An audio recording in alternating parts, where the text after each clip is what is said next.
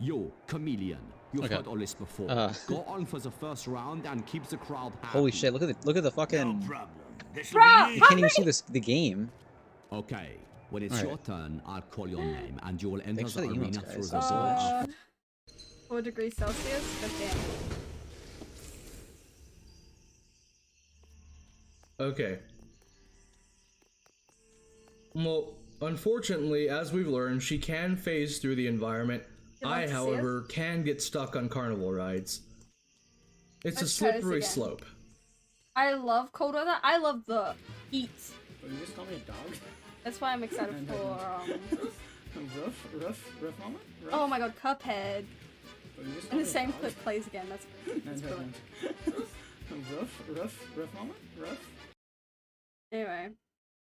I got my first binder, chat! I got my first binder.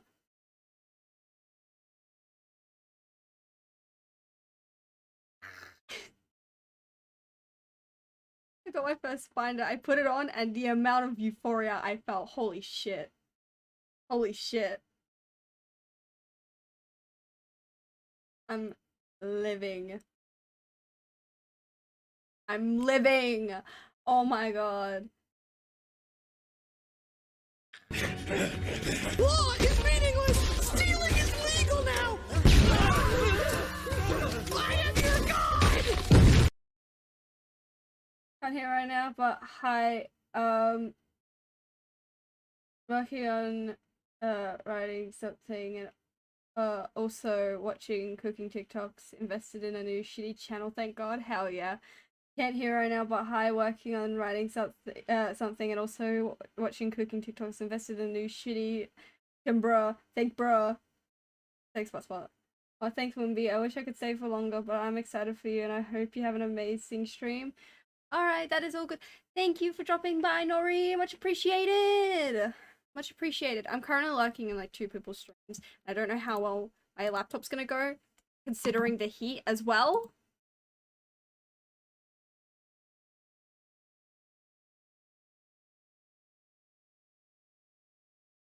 I'm like, because I'm also modding for someone.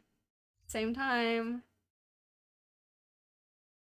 I'm keeping an eye on this person's chat because, like, there was some sus people that dropped in earlier and I missed it because I got up to pee and I came back.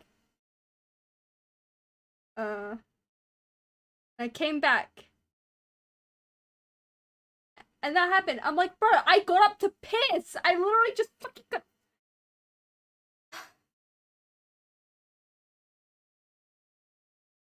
Yeah, it looks like stream might lag a little. Oof. Might have to click. Laptop is. I'll close one of the streams. Oh, sure. Shout out to Julie.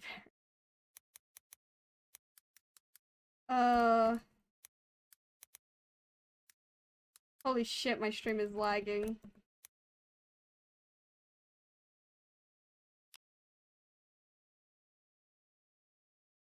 Okay, yeah, I'm gonna have to close Julie's I stream. need to sing to Deriva Cat. Here it is. One that's less fun. Anyway. No, it's not. It's good for me. It's good for my audience. You don't know how?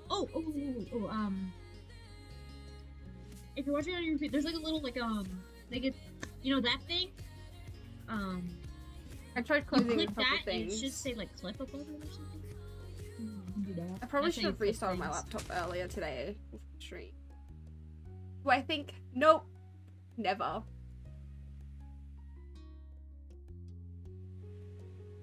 Oh, the delay's probably bad and everything. But go check out Julie. Great person, great streamer. I mod for them. Don't interact with them much, but I try my best to catch the streams and mod and everything, but fuck. My laptop be dying, on God. My phone probably does not have enough. But you probably hear some light music in the background. Like, just a little bit. You probably hear that. That's right. We're playing Our Life again. Baby, it's been months. It's been months since we've gone back into it. And I literally started playing it in, like... When was it? March of last year, I think. I think that's when we started playing. And that's like over a year ago, and I still haven't finished the game. So I figured, why not finish it now? I still have all my VODs up from, I think all of them, from when I did play Our Life. So if you want to catch up on that, they are all on my VODs channel. It's just whimsical_bees VODs. But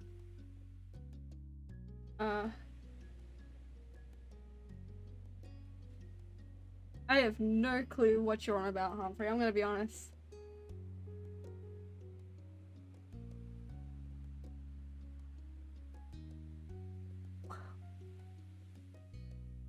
Whoa.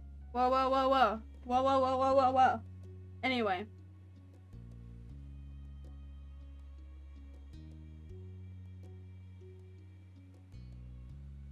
Whew.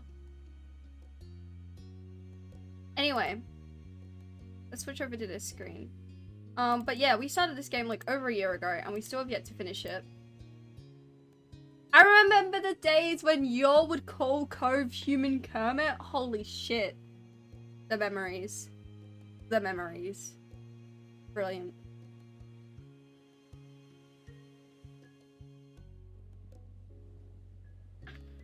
Okay. I wonder where we were up to. I...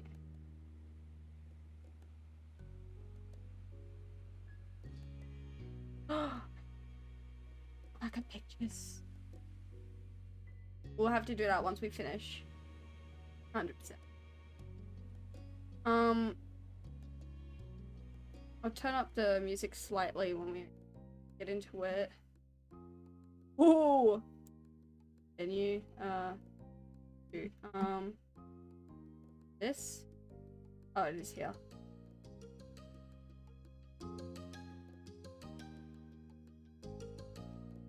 I'm having memories. Sorry.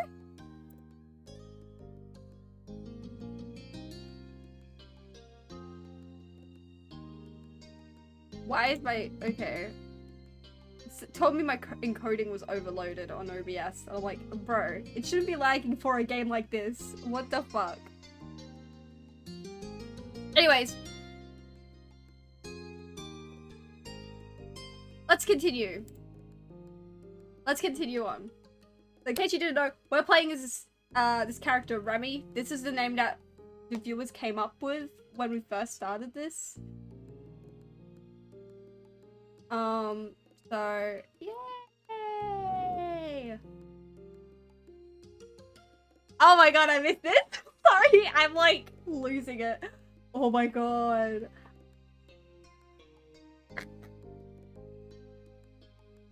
Anyways, I'm pretty sure all the VODs that of me playing this game are on my VODs channel.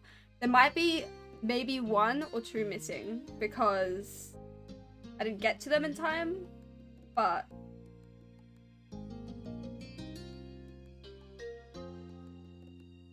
Oh my gosh. Shoot. Hang on. Shit. Fuck. Josh? We're scrolling up. We're scrolling up. I don't know what's going on in this conversation. Anyway. As I was saying, we could drop you off wherever you're staying if you don't mind waiting for that. I'm sorry there's not space for you in the house. It's gotten crowded in those old rooms since you and Liz moved out. I don't know where all this stuff keeps coming from. Sure you don't, Pamela. It's okay, Cove already has a hotel room I'm gonna be staying in anyway. Cove sent you some pictures of the place when he arrived. Stylish and roomy. It seemed very nice. I think we're on the last chapter of this as well. Step 4, baby! Anyway. Oh yeah, and the developers are also coming out with another game. I don't know how close they are to completing that one, but the developers of this game are coming out with another game, and I can't wait for that, because I'll be playing that. I'll be playing that.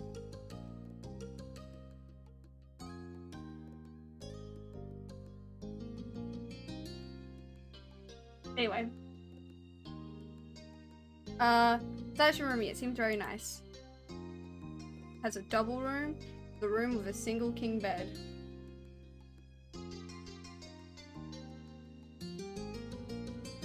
New game? Is it Gotham Knights? Shut the fuck up, no. He claimed that the bed was comfortable, so you had high hopes about that. Though mostly you were looking forward to having him next to you as you slept once again. Oh! Your mom smiled, relieved. Kyra's already here, isn't she? She directed her question at Cove. He bobbed his head a bit to go along with his reply. Yeah, I heard she made it. She's gonna be staying with Dad while she's in town. Oh? Have you gone over and said hello yet? Cove chuckled self-consciously. At this time he shook his head. He raised an eyebrow, since you had figured he would have taken a chance while waiting for you. Oh, the fuck? You're saying hi to your mother. God damn!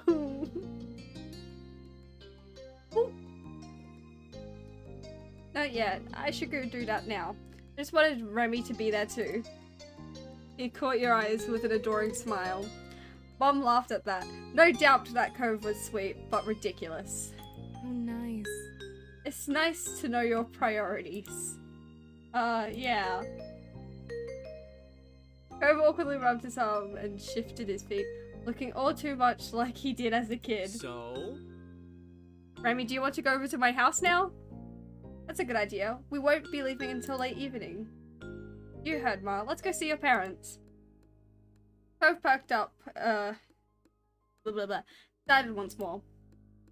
We'll keep an eye on your things while you're out. There's no reason to be carrying all that around.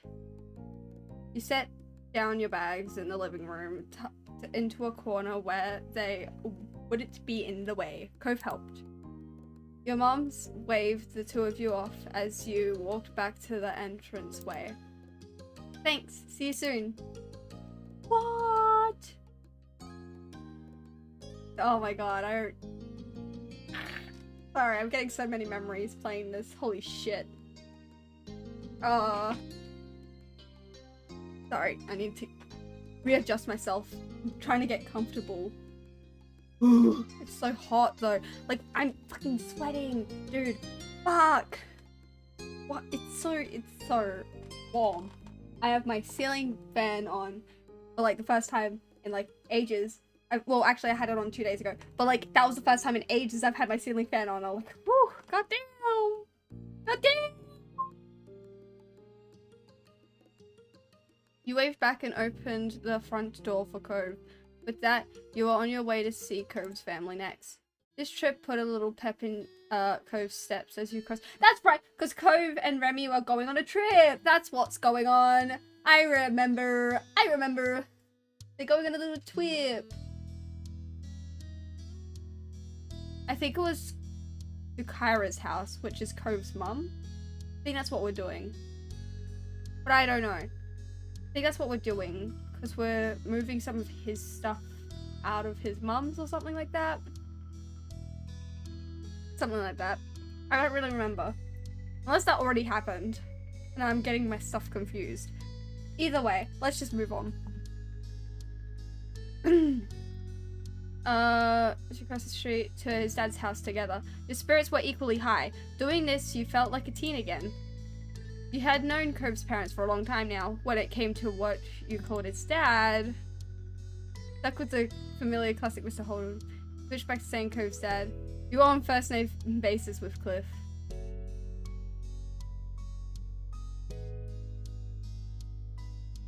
Considering that we've known this guy since we were a kid, I think it would be perfectly fine if we started calling him Cliff, right? Would it be the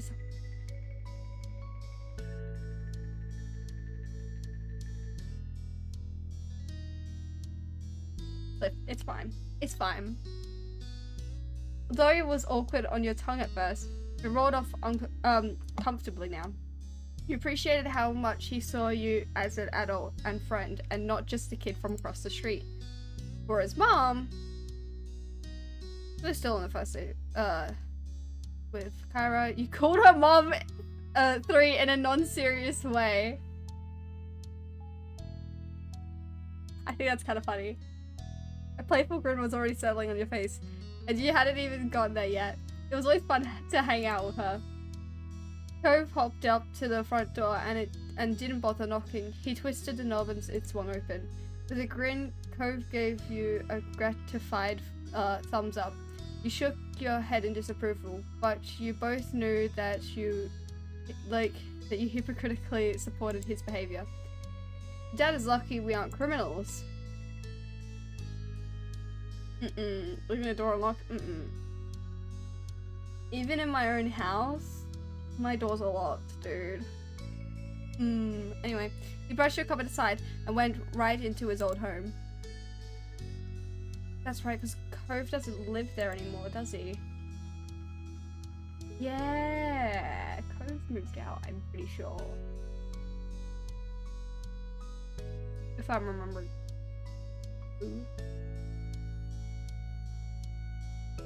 I think it moved out quite a while ago. Shit. I'm starting to remember the shit that happened in this game, and I'm losing it. I'm losing it. Literally. Anyway, Cliff was there, standing in his kitchen and babysitting a pan on the stove. His head turned at the sound of footsteps, and he brightened instantly at the sight of you both. Cove matched his enthusiasm instantly. If it was anyone else, you would have thought he was lighting up with a childlike joy over seeing his dad again. But since you knew what Cove was actually like as a kid, you were aware this level of happiness with Cliff was definitely not equivalent to any childhood feelings of him. Dad! Cove! Whoa, whoa, whoa, whoa! Anyway, it's really warm. Cliff gracelessly pushed what he was cooking to a different burner and flipped off the heat. He rushed over to you both. Cove flew forward and met him halfway in a hug. Cove squished his eyes shut and held his dad in a tight hug. Cliff soothingly rubbed his son's back. The more of an adult Cove became, the more he turned into a big daddy's boy, it seemed. I missed you. I missed you too.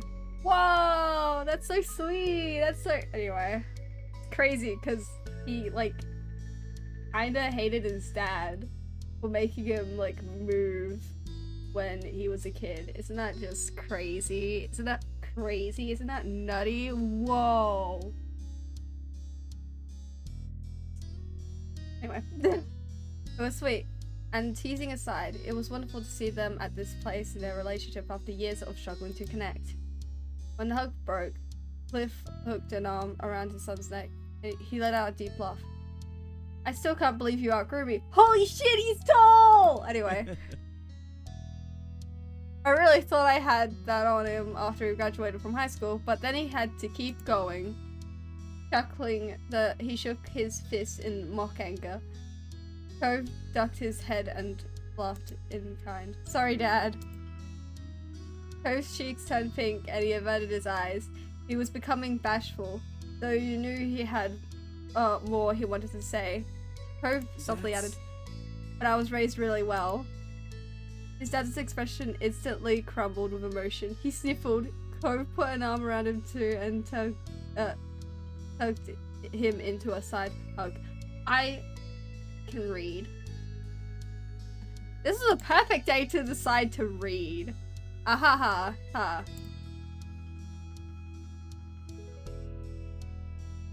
Anyway, you observed their little reunion fondly, happy to let them enjoy their moment. They were a perfect pair of sentimentality. Cliff eventually turned his attention to you. Hey, Romy. So great to see you. He pulled away from Cove and approached you with a little wave. He was back to his cheery self. Hi, Cliff. Cliff, it's so nice to see you. I miss you, Cliff. You didn't say anything. Say hello. Hi, Cliff. You waved, you offered him a high five, you gave his arm a pat, you hugged him, you smiled. Let's give him a big old high five. You bounced forward with your hand. Oh no! No! Don't leave me hanging like this! You bounced forward with your head held high, co-snorted and held back out wisecrack about your outburst while his dad stared at you blankly. Cliff took a moment before he recovered. His expression melted into a warm grin. He slapped your hand hard enough that you had to discreetly shake the sting away. I missed having you around. Nodding, you could feel the warm blush rising in your face. Felt good being back home. Cliff cleared his throat, pulling attention to himself. He crossed his arms. But before we get too carried away, it's not a real reunion yet. Kyra's still in the guest suite. I'll go get her. He eagerly bolted down the hall, and you could hear every step he took. It ended with a distinct knock. Where am I getting notifications from? Fuck off!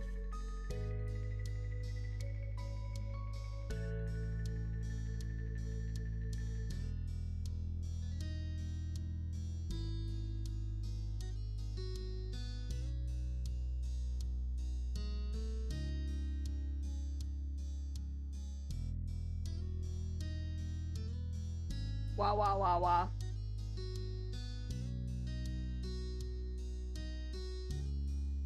Anyway, sorry, I got a little distracted, as I do. Oh, chat, I kind of finished my visual arts, kind of. I sent it to my teacher, and I'm gonna get feedback tomorrow, and then it should be done. So, like, hype? I'll be finished with school tomorrow, hopefully? Well, it should be, because, everything for visual arts is due on Wednesday. Anyway, he eagerly bolted down the hall, and you could hear every step he took. It ended with a distinct knock. Kyra, they're here! It was only seconds before there was the sound of a door being yanked open. Pounding of feet hitting the wood floor grew even louder this time. My baby. Mill? Sorry. It's been a hot minute since I've seen Kyra, guys. Anyway, next to you, Cove let out a nervous laugh. His parents entered the living room, and Kyra stretched her arms out wide when she spotted you both. Cove went to her easily. You went in for the hug too. You opened your own arms for a big hug. You raised your arms up to pass. You shook your head no. Went in for the hug too. Why not? She pulled you tightly into her arms with Cove. You were squished, but felt every bit of love Kyra held in her heart for you both. Aww. What a...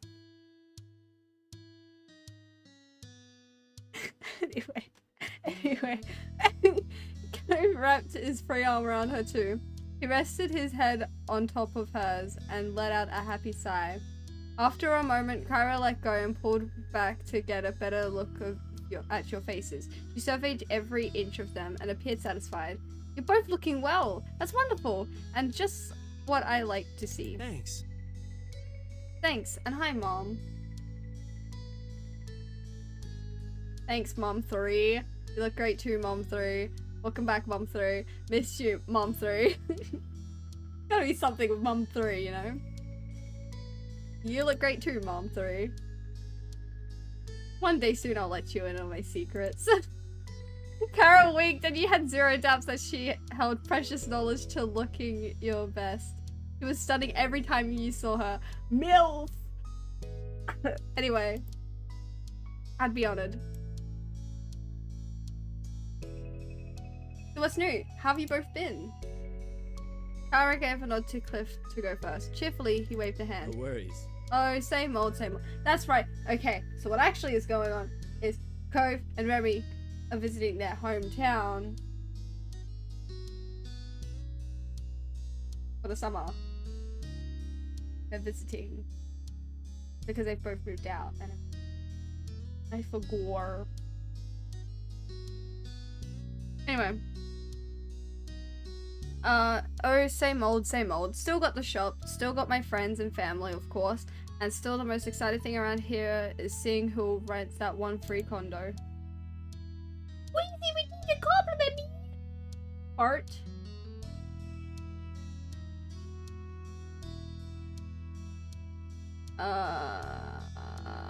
Okay.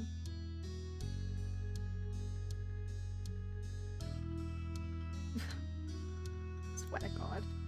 Well, tip my hat to you. Yo! Weezy, you're the gosh darn best cowboy I ever knew. Yeehaw.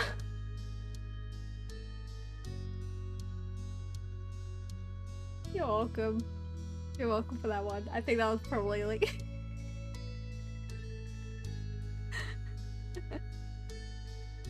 Come on, you gotta admit, that's a great compliment, you know? Being called the best cowboy?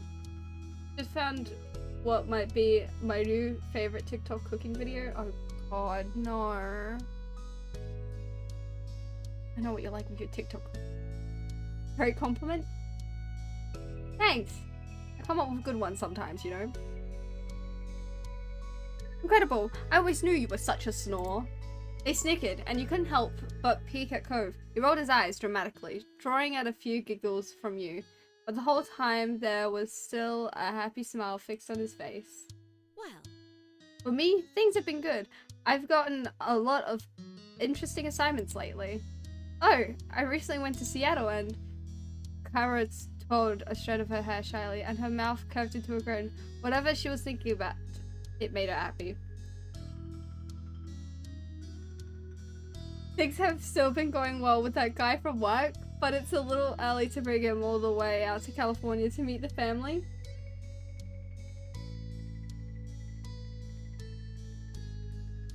Oh god. I'm scared. You gotta show me that video after the stream. Cove crossed his arms. He and his dad nodded. It was clear she appreciated the acceptance from her two boys. Tyra!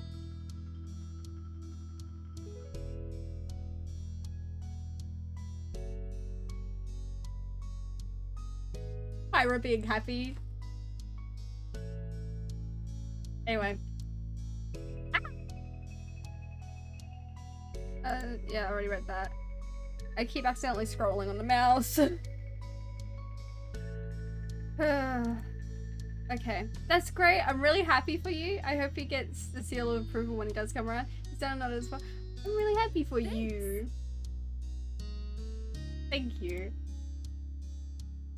Anyway. We're honestly glad that things were going well for her. She was clearly grateful for your approval as well. So that's us. Do you two have plans for your first day back? The only thing I have to do is pick up Liz later tonight before we head back to our hotel room. Great. Great. Then looked over his shoulder, his eyebrows pushed together. I'm glad you're here, but I just remembered that I was in the middle of cooking something. Only a small cackle escaped you while you fought off the giant grin taking over your face. Meanwhile, Cove erupted into laughter that had his dad shaking his head. That's fine, Dad. Go salvage what you can. I think it'd be nice to explore the old neighborhood for a while anyway, since we've got the time. Cove directed the last part to you as he spoke, hoping that you would want to go with him. You nodded automatically. You were already looking forward to it. That's a perfect idea. makes sense. I think so too. You should go enjoy the day. What? Crazy. I'll hang back here so I won't... I'll hang back here so I won't be a third wheel. Someone's gonna keep an eye on Cliff before he catches the whole kitchen on fire. Mom, you're not a third wheel. Cove stiffly stuck his arm against his side like a little child. A small smirk tugged at Kara's mouth. She winked. You know what I mean. Have a good walk. I'll see you both later.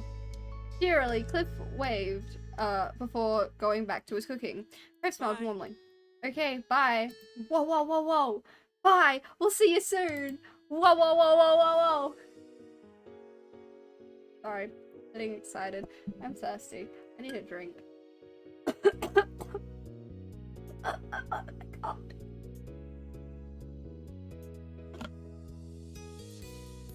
Yep. Feeling good. Cove turned behind you as you walked into the welcoming summer sun. He stopped, closing his eyes to stretch his arms in the rays. You felt Cove take your hand, you took his hand, you linked your arm around his, and have a piggyback ride. Do you want a piggyback ride? Or you walk side by side? Take his hand. Wampus! Yo! Hi Fombre, how you doing? Your hand slotted into place through his fingers. Glancing at you, his mouth pulled into a smile and your fingers intertwined. Whoa, that's crazy. Naturally, you found yourself heading down the road towards the beach. Your spirits rose even higher as you strolled across the sand, heading for the shopping district. You know, it's kind of funny. I low-key forgot about this game. Not really, but I kind of did. Like, for months. I haven't played this game for months. It feels weird to get back into it because I haven't played it in so long. Like, part of me was like, do I want to, like, restart? But then I know if I restart, I'm never gonna get it done then. Because, like... I mean, it already took me over a year to get to this point. Because, like, for months, I just stopped playing out of the blue, randomly. Just stopped.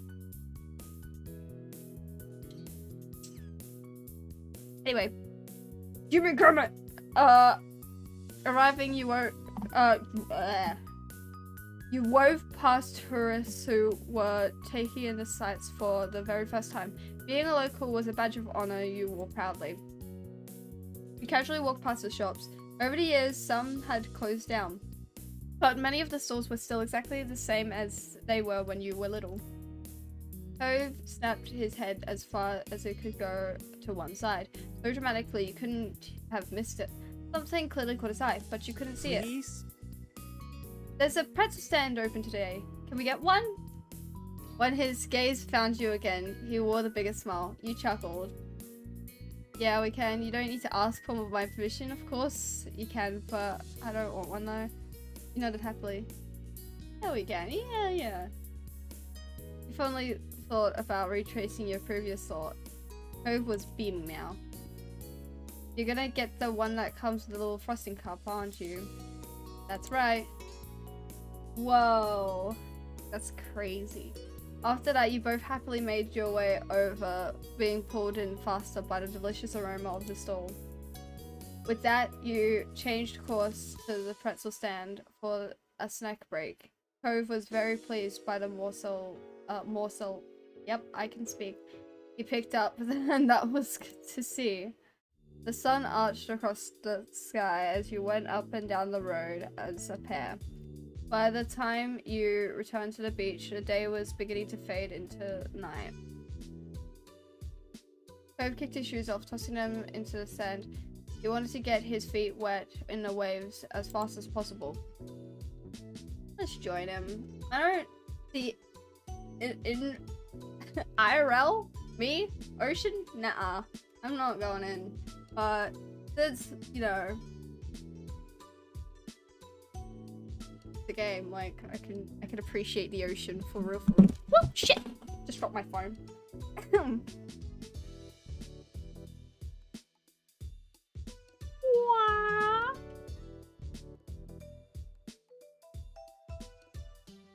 Going on my phone. What's on notifications?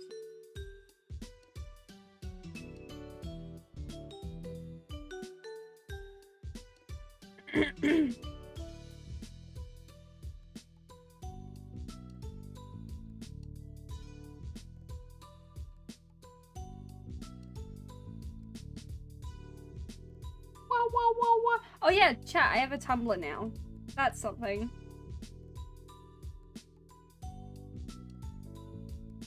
Hold on.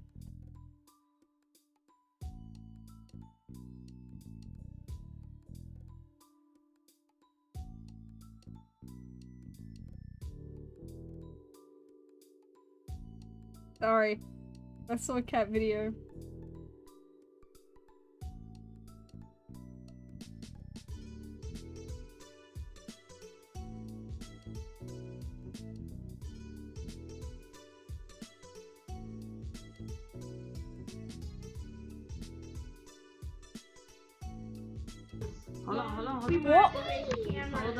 Hold on.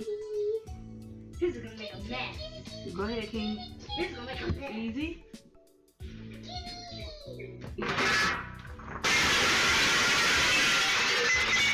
Oh no! Our table! It's broken! Well, the table broke. I totally wasn't checking my phone, guys. Oops. Anyways, hi, Julie! And hello, Raiders. Hi. In case you don't know who I am, somehow, I'm Whimsical Bee. I go by Whimsical, Whimsy, Wimble. I have many names. I go by August, Augie, Augustus even.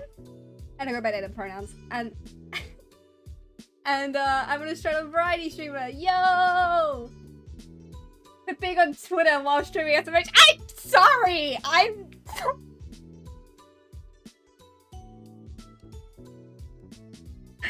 I totally wasn't checking Twitter while live or anything, guys.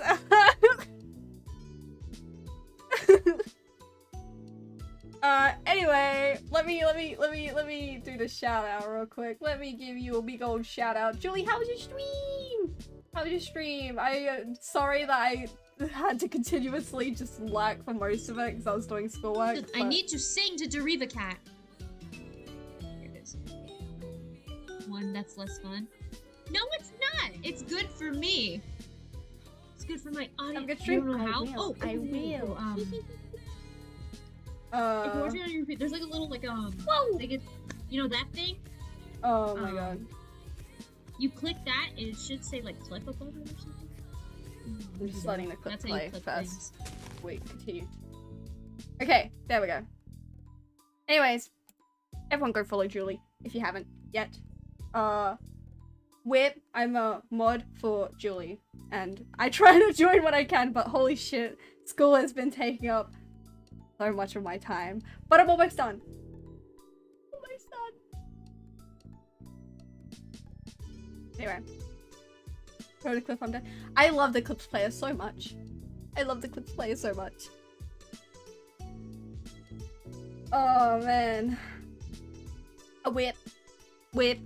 Anyways, so to explain what we're doing, we're currently playing Our Life Beginnings and Always. It's a visual novel game. And I started this like over a year ago, and I started it back in like March of last year, and I haven't played it for like months. My bad. My bad. Whoops. But I highly recommend. It's free. Whoa, whoa, whoa. Cat, Ocean, thank you for the follow. Welcome to the Space Hive, and I hope you enjoy your stay. Whoa, whoa, whoa, whoa, whoa, whoa, whoa. Anyway, yeah. I'm feeling a little silly goofy today because the weather is kind of warm, and I've been waiting for this warm weather for so long. So I'm feeling a little silly goofy. I'm also feeling a little silly goofy because I'm almost finished with school, so I'm feeling very silly goofy. You know what I could play? I could play my trailer, which I keep forgetting to play when raids happen. Okay. You ready for this? You ready for this? You ain't ready. Whoa, whoa, whoa, whoa. Hello everyone, I'm Whimsical B. I go by Whimsical, or Whimsy, B, August, Augie, Org. I go by many names, and I go by they them pronouns. I'm a variety streamer from Australia, and I hope you all enjoy the content that I provide. I'm about to go feral. No, Voldemort. I shouted back. Voldemort gave me a gun. I'm sorry. No man who has had part of his sex organ cut off may come into the meeting to worship the Lord. Uwu. I've already destroyed mine and Basement's friendship enough. And...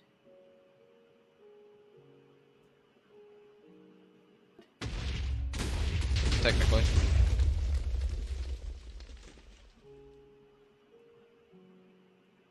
Yes! Oh my god. Yes! Oh, yes! Yes! Oh my god! According to unknown laws of aviation, Uwu, there is no way a bee should be able to fly. Uwu.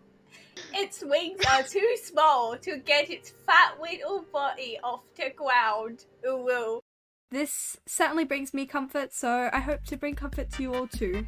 Mwah.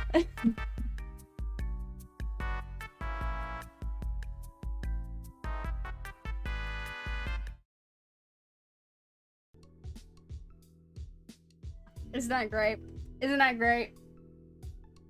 Anyway. Sometimes I forget to play that. Sometimes I forget that I have a little channel trailer that I can play when people raid me. Sometimes I just forget about it, you know. Raid, gone, vanish. It's all mush. It's melted. It's like, yeah. Anyway, but yeah. I hope you guys enjoyed that. I you know, I forget about that a lot. Whoops, my bad. My bad. Wah wah wah wah wah. But yeah.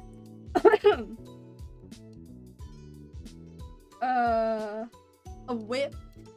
In seconds, you had your feet free and your shoes abandoned in the sand. You kept going until you were ankle deep in the water.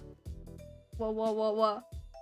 Oh yeah, to explain the title real quick, the whole Human Kermit thing. So people, some of my viewers used to refer to this guy as Human Kermit when we first started playing this. Kind of a little callback thing.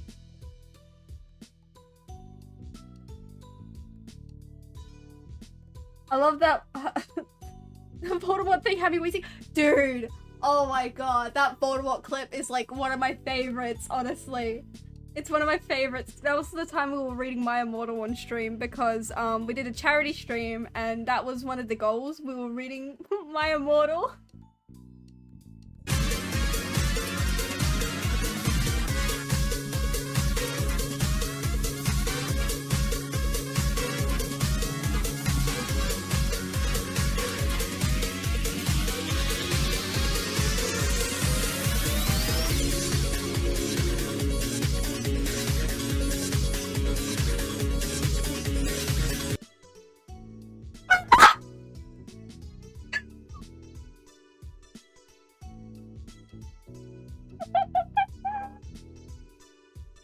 Let me explain. Let me explain.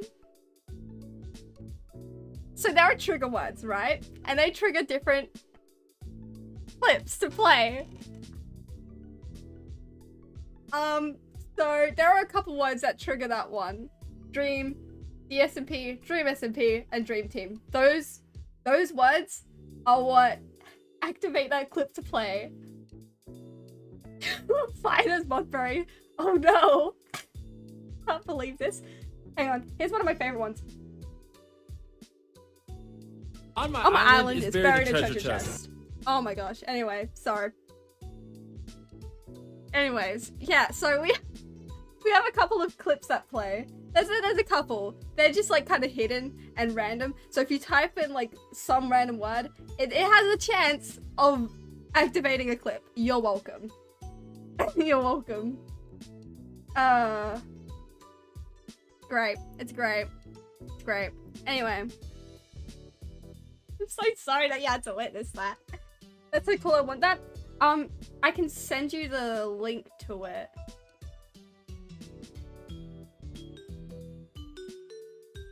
I can send you the name of it at least. But opening up the link is gonna probably like kill my laptop. But you know, it's just quirky like that. Let me find you.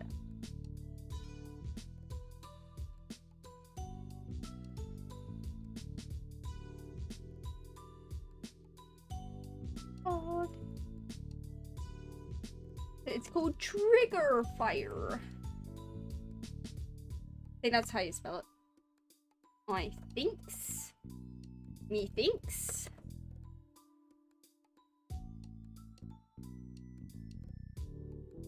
Yeah, it's great. It's great. It was kind of messy to set up, but it's great. I love it. It's great. Co-sighed contentedly. He followed his line of sight to the setting sun, painting the sky with hues of orange and pink. It really feels like summer now. He wore a bent smile when he turned to you. The light illuminated like a halo behind him, and the sight took your breath away. Oh! Holy shit! Anyway. In fact, it's hard to think of anything that feels more perfect in summer than moments exactly like this. Being here at sunset, in Sunset Bird, with you. I'm so glad we were able to come visit. I do like our living situation now, over just being neighbors, but still. You hummed in agreement. To explain what it's is going on in the story. So we're in like step 4 of like this whole thing. We're at, like chapter 4 sort of thing. Like we're in like the final stages. We're in the final summer, I guess, of this game. And basically Cove and Remy, who we're playing as, because that was the name that we decided on, like the rat from Ratatouille. But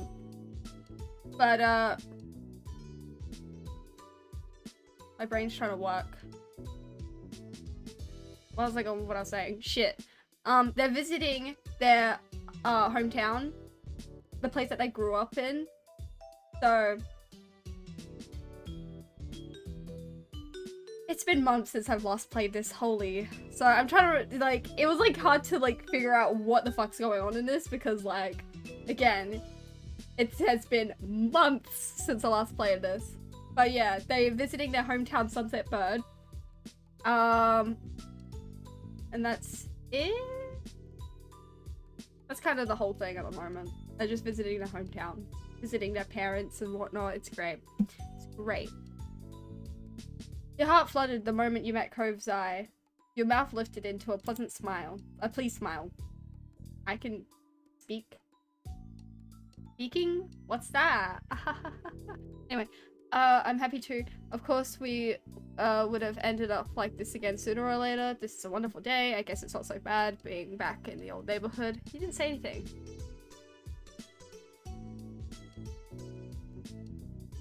I'm happy too. Anyway, the last rays of sunlight glittered on the water, mesmerizing you. You couldn't help but feel like this was exactly where you both belonged right now. Cove murmured quietly, losing himself in his thoughts again. Shortly after, you saw his hand shoot down into the sand. Again, highly recommend this game. It is free. There are DLCs that you can buy. I personally haven't because money? What? What's that? Ha. Anyway.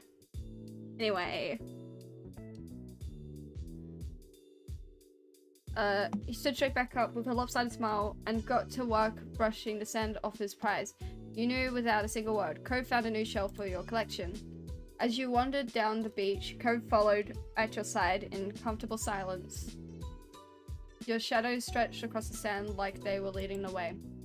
The only noise you could hear were the soft footfalls of your feet and the waves gently rocking on into the shore. For a moment in time, it felt like there were only the two of you in your own little world.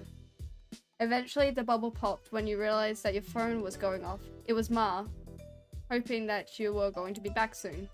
Curious, Cove's eyes slid down to your phone. You let your hand fall back down to your side. You held the phone pressed against the palm of your hand. It's Ma. She wants to know when we'll be there. Cove scratched the back of his neck and shook his head. His mouth twitched like he just had a funny thought. Dang, parents, always trying to make us come home before it gets too dark. He laughed. There's no escape from curfew as long as we're in this neighborhood. Parents are such a pain. It sucks that we have to leave already. Don't act like a little kid, you shrugged. There's no escape from curfew as long as we're in this neighborhood. I like that one. It's like we walked back into being little kids the moment we set foot at the entrance sign. Cove's nose crinkled in fake disgust, and you both burst into a fit of giggles. It'd be nice not to have to worry about bills again. Sometimes. After one last glance, you put your phone away again. Cove gave a small shrug. Ready? I'm glad I don't have to worry about bills just yet. Haha. Yeah. Can't wait to be an adult, guys. Can't wait to do adult things. Can't wait to put on the big boy pants and do big adult things like pay taxes. Yep, let's go. Together you left the beach, feeling the call of home pulling you forward. The both of you ran off towards your mum's house. Mum's is plural. house, leaving the waves behind but welcoming the beginning of summer. Cove and you ran up from the beach, sand flying from your steps.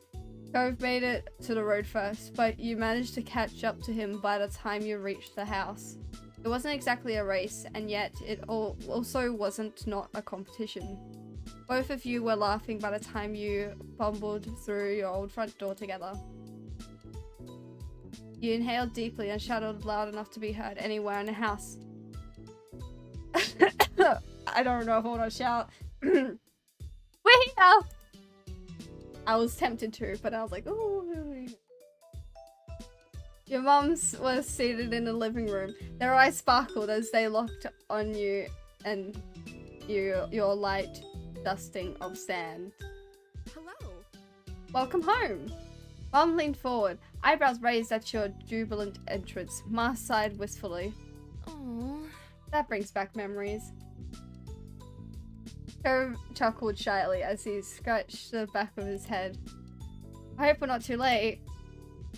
No, you're just in time. But you better start packing it up. Liz will be waiting.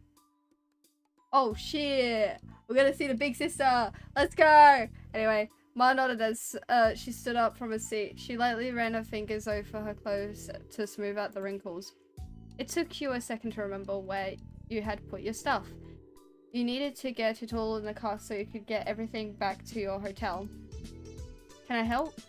You shrugged and directed him to your bags. With Cove, your mom's, and yourself on the job, it only took one trip to the car to get everything. Cove family closed the trunk and you thanked everyone for the assistance. Of course, kiddo.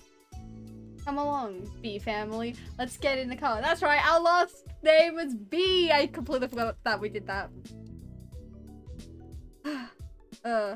That means you too, Cove.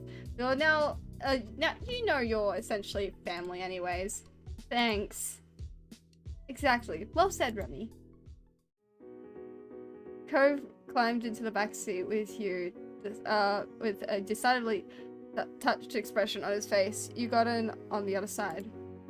When everyone was situated and buckled, the engine was started and Ma pulled out onto the street. Can I just say, the art for this game? Anyway, you couldn't help but feel amused to be stuck in the backseat with Cove, your mom's driving you around. It really was like you were little kids again. Cove caught you staring at him and gave you a bent smile. He was probably on the same wavelength as you from the sheer mischief in it. There was some light chatting on the drive. No one brought up anything too deep, and it mostly became swapping jokey stories. The entire trip was marked by a heavy sense of anticipation. Everyone was ecstatic to see Liz and hear what she had been up to. When you neared the airport, Mom pulled out her phone to call Liz. Ma followed the signs to the correct pickup area and asked for you to shout if you saw your sister. Yeah, Liz, we're waiting at Wing B. There's a blue sign that says North America. Alright. Tell her we're in front of the building with blue windows. She says that she's outside, right by a yellow truck. I see at least 3 yellow trucks. I think they're doing work at the airport. The back and forth continued, and Ma driving around in the wide circular airport road, while Mom attempted coordination between her and Liz's location. Aha! You leaned forward, peering out the front of the car. A tall, poised silhouette pulled a pale purple roll-along suitcase behind her. It was definitely Liz. She waved to the car. Ma parked along the sidewalk next to her, and Mom put her phone away with a cheer. Mission accomplished, team. There. I can speak. Ma excitedly reached over to grasp Mom's raised hand, thrilled that both of her kids were back. Good job. That's right. Liz came closer and yanked open the back door beside her. She popped her head into the car, her smile ordinary, despite how tired she appeared. I think I said that right.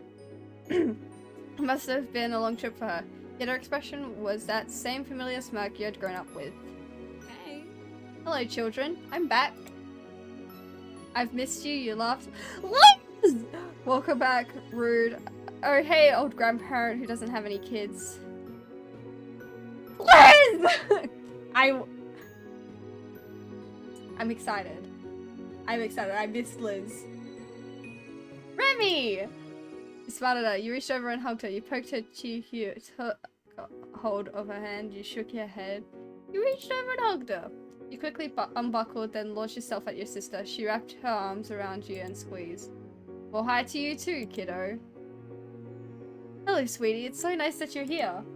Like food time? Alrighty. Thank you for the like and the raid. Much appreciated, Julie. Again, chat, if you do not follow Julie, then what the fuck? Yes. But enjoy your food.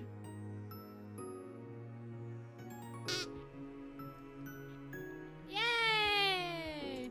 And then it repeats. Oh no. Oh man, what a vibe. What a vibe. I like that song. That's a good one.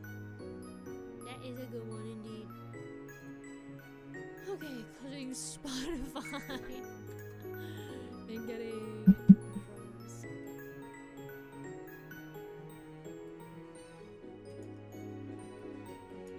Ugh. Alright. Was that Disneyland in Minecraft or Disney World? One of them. It looked like it. I've played on that before. We'll have to do that again sometime, holy shit. Anyway. Hi, Elizabeth. He jokingly huffed at her. We're not children. Whatever you say, baby boy. She turned her gaze back to Mom and Ma. You really know how to make someone feel appreciated. Her spirits were high. You could tell she was just happy to be here as everyone was to see her. She left the door open but ducked out to walk around to the back of the car. She opened the trunk and lifted her luggage in. I'm gonna move your junk, Remy. I'll keep it in front of my bag so you can get it later. Ma's dropping you off first, right? Yes, but that's not junk. It's important. Liz slammed the trunk closed without responding. Liz swung around to open the door. You noticed that her hair had a few flyaways, no doubt from a long day of traveling. She leaned against the frame of the car, giving you a significant look. I'm not sitting in the middle. I already had 5 hours of that nightmare on a flight. There's no way I'm getting in between the two of you. I mean, really, who would ever want to be the person pulling Cove, Holden, and Remy be apart? Cove puffed up indignantly yet again. Classic tease of your relationship. Liz continued along like she didn't notice. So? I don't care how you decide who's scooting. I figure you can fight it out somehow. Cove glanced over at you and shrugged. He unbuckled his seatbelt and moved to the middle.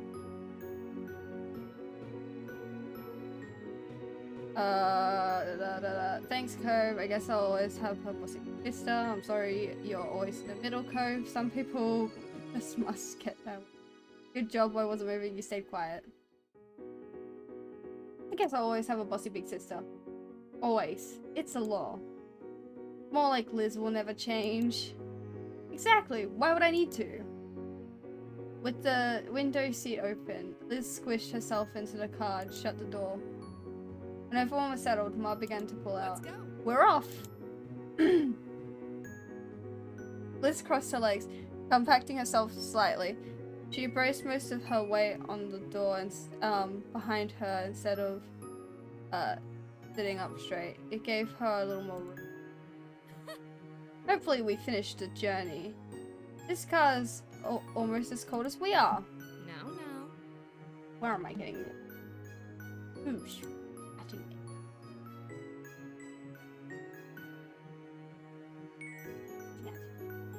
it. Is FX going? Is that what I'm seeing? Sorry guys, I get really distracted easily, in case you couldn't tell. It is FX. FX did go live. I'll have to join in on that later or wreak some havoc. Anyway. And it's still just as good as you are. All the complaining definitely means Liz is back. We're equivalent to this junker. Hey, I love this old car. You saw what was happening outside the window. All the complaining definitely means Liz is back. No complaints, Remy. Mom turned up the radio as Mom merged into the highway. The station was familiar.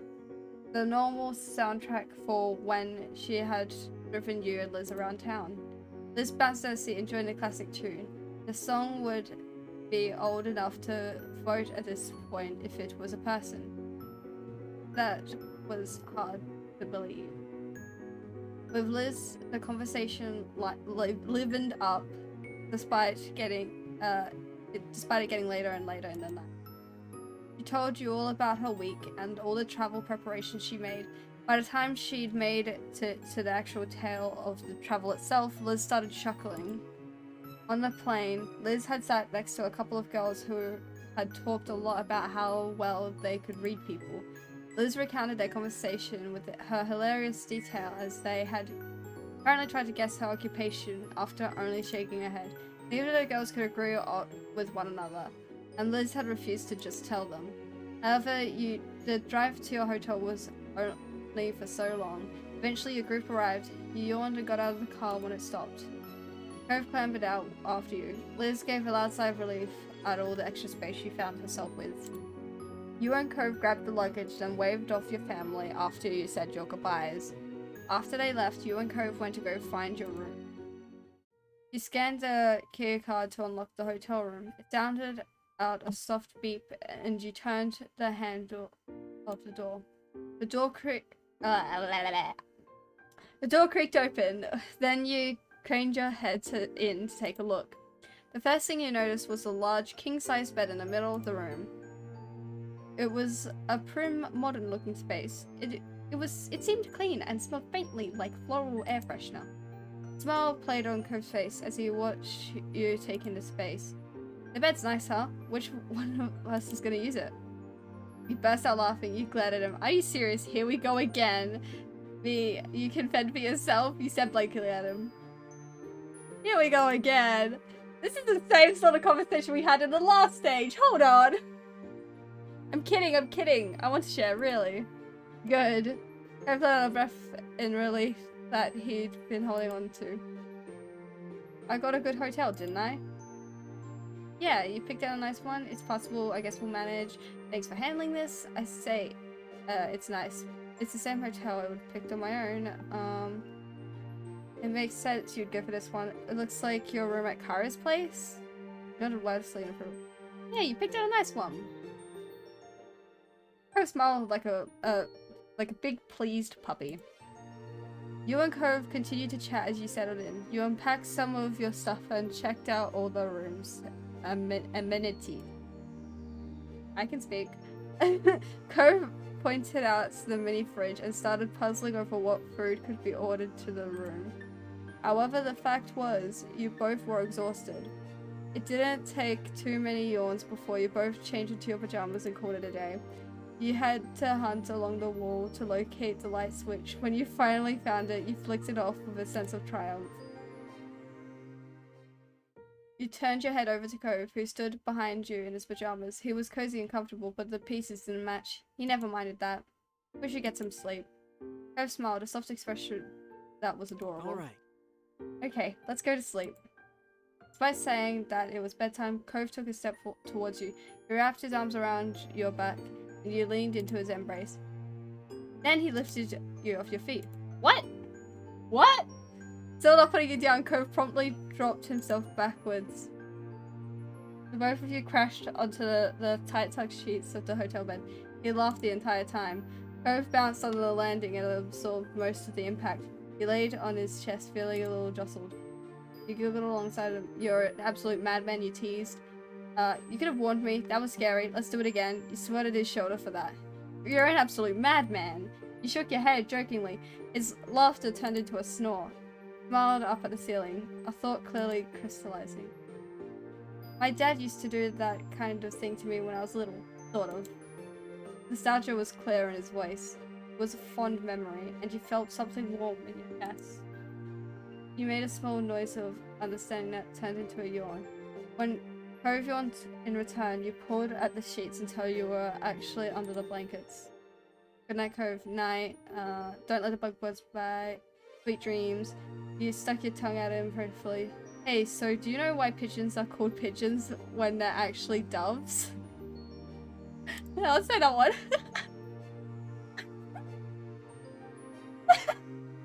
Go flicked at your red attention. You yawned and continued talking. Your sleepy brain happy to info dump. Pigeon actually used to refer to a young cheeping bird, not a species like it does now. Cove nodded along as you continued, seeming interested despite the random topic. By the time you finished, he was watching you intently. Then you kissed his lips, then you kissed his nose, then you kissed his forehead, then you ruffled his hair, then you pinched his cheek, then you showed him a sleepy grin. He's getting mini news. You, rolled and propped yourself up on your elbows so that you could give Cove a quick peck on the nose. He beamed back at you, obviously enjoying his goodnight kiss. Cove wrapped his arms around you and snuggled next to you. He let out a contented breath. What a shot! Fuck you! I was going on my tangent about pigeons! Fuck you! Fuck you! Anyway, sorry. That was really rude of me. You reached out to hold Cove under one arm, and then used your other hand to comb through his hair. The two of you relaxed into one another, and you knew neither of you would want to be anywhere else. I can't believe we're really here. You and Liz and everyone else is gonna be here in Sunset Bed again. Wow, leaving now? I'm sorry. I didn't mean it. Wheezy, come back. Wheezy, come back. Wheezy, Wheezy, Wheezy, Wheezy, Wheezy, Wheezy, Wheezy, Wheezy, Wheezy, Wheezy, Wheezy, Wheezy, Wheezy, Wheezy.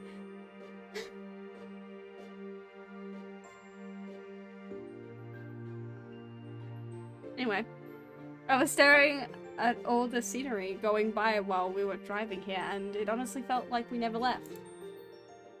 He ran a hand down his face. I mean, in some ways it feels like it's been ages and everything's different. Some of that is definitely because I'm staying at a hotel instead of being in my room at Dad's, but yeah. It's so weird, it feels natural to me. I don't even know how I feel. It's exciting, I just hope things go okay. You didn't even put anything you thought into it. It's exciting! Cove nodded. He understood completely. A yawn forced an interruption into the statement. Cove was undeterred. Jesus Christ, I can speak. What if you're cringe? I am cringe. Do you have a problem? Do you have a problem? I'm embracing my inner cringe. I like My Little Pony, and I'm a furry. That's right. You heard it. You heard me. I said it. I'm cringe.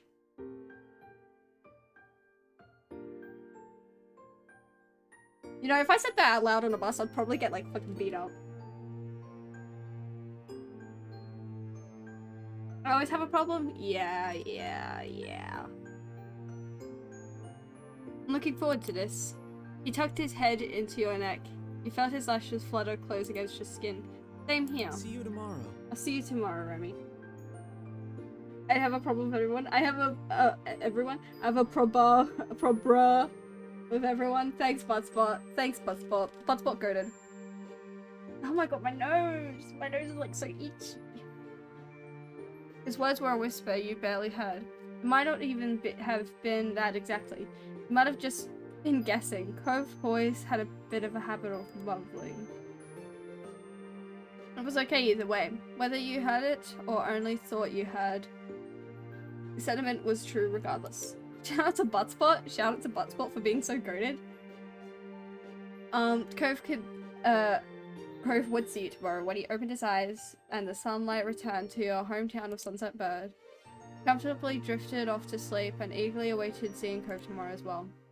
Your eyes gently opened to see a dim, unfamiliar ceiling. You recalled where you were, a hotel room.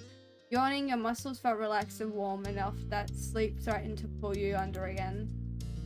Warning. Cove's voice brought you back to consciousness. The heat made sense now. You knew the comfortable weight against you was your boyfriend. His arm was draped around you, and his fingers were lightly drawing shapes on your pajamas. You twisted over to face him fully. Warning. Did you sleep well? I did. The expression on his face softened with a content sigh. Let his index finger lightly traced out the shape of a heart.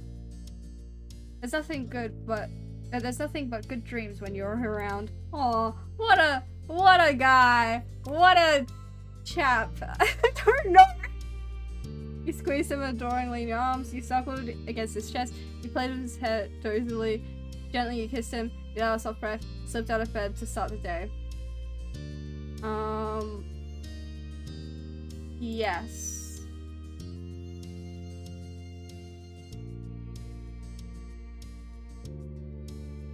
You burrowed your fingers into his many shreds of pale green hair, fluttering his eyes shut. Cove mumbled in satisfaction when you gave his scalp a small scratch. As you combed through, your smile softened. You admired the way his silky hair curled around your fingertips. Neither of you were making any moves to get up and actually start the day. It was sweet and comfortable to be wrapped up in Cove. You could indulge just a little while longer. Eventually, enough time flew by that there. My nose is so fucking itchy, dude. Oh my god.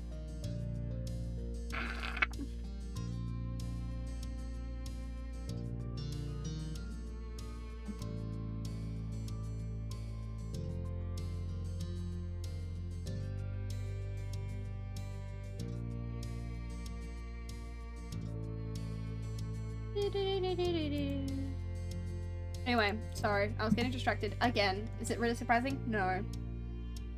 Eventually enough time flew by that there really weren't any minutes to spare. There were too many people waiting for you, so you both crawled out of the sheets together. Standing up, Cove took a few seconds to stretch. He glanced over at you with an animated expression. I'm really looking forward to your mom's anniversary dinner tonight. It's gonna be fun. I think so too. This whole trip is great, actually. Being here with everybody is like having another chance at being a kid. We can do all the stuff we used to, and all the things we never did, but wanted to. Oh, yeah. Something about the way Cove worded that dug up a memory you hadn't thought about in a long time. First time you met his dad, and the money he offered you.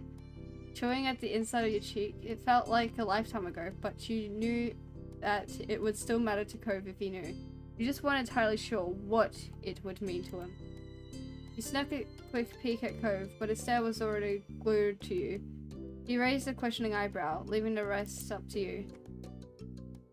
Oh, do we want to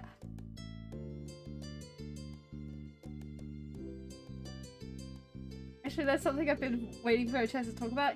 Hey, it's a funny story, but truthfully, I need to get something off my chest. It's really the thing. You shook your head. You never plan on telling him about that.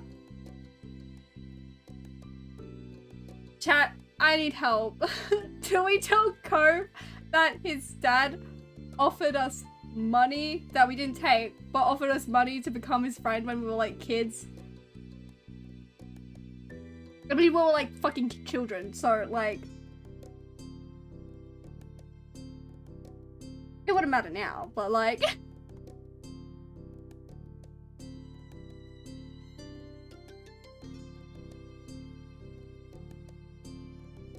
Oh, my nose is so fucking itchy.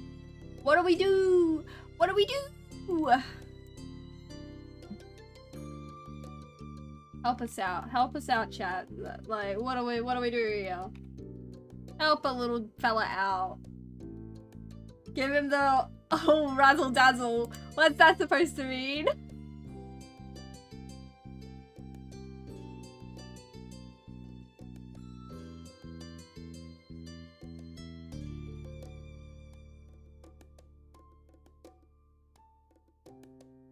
This shit happened when we were kids.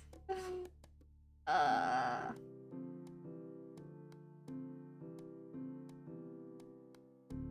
leaning towards this option. I'm leaning towards this. Hey, it's a funny story, but...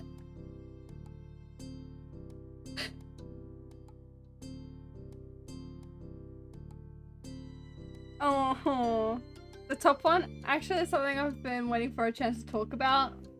The top one?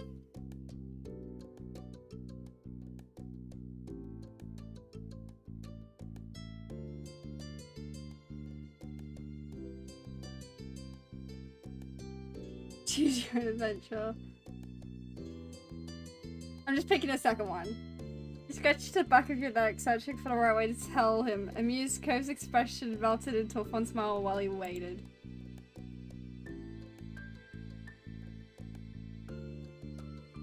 Well, actually, a ridiculously long time ago, the very first time I met your dad, he tried to pay me $20 to be your friend. I put it to the side. There was no unringing in that bell. But I did take the money!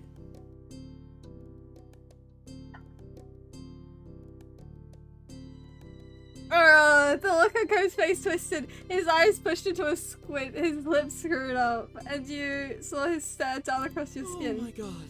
Oh no! The realization tumbled out of him in a whisper. You couldn't read his expression, but it remained firm. Oh no!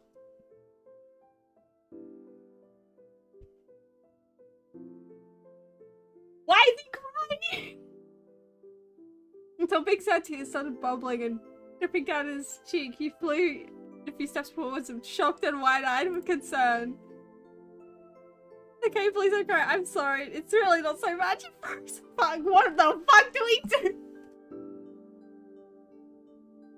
Dude. I was like 10. Or something.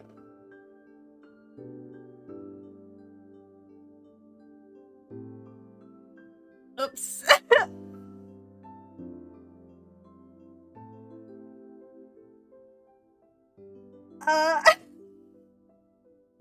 See, I don't know how to react to people crying.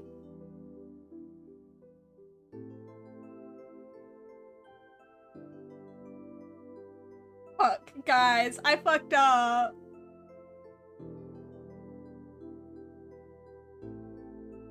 Guys, I made Cove cry. I made Human Kermit cry. Uh-oh. I mean, I don't think it's the first time, so...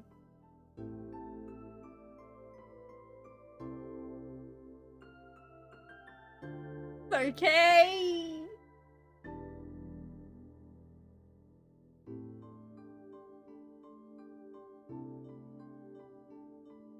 Further words out, absolutely needing to reassure him despite not knowing what needed to be made okay.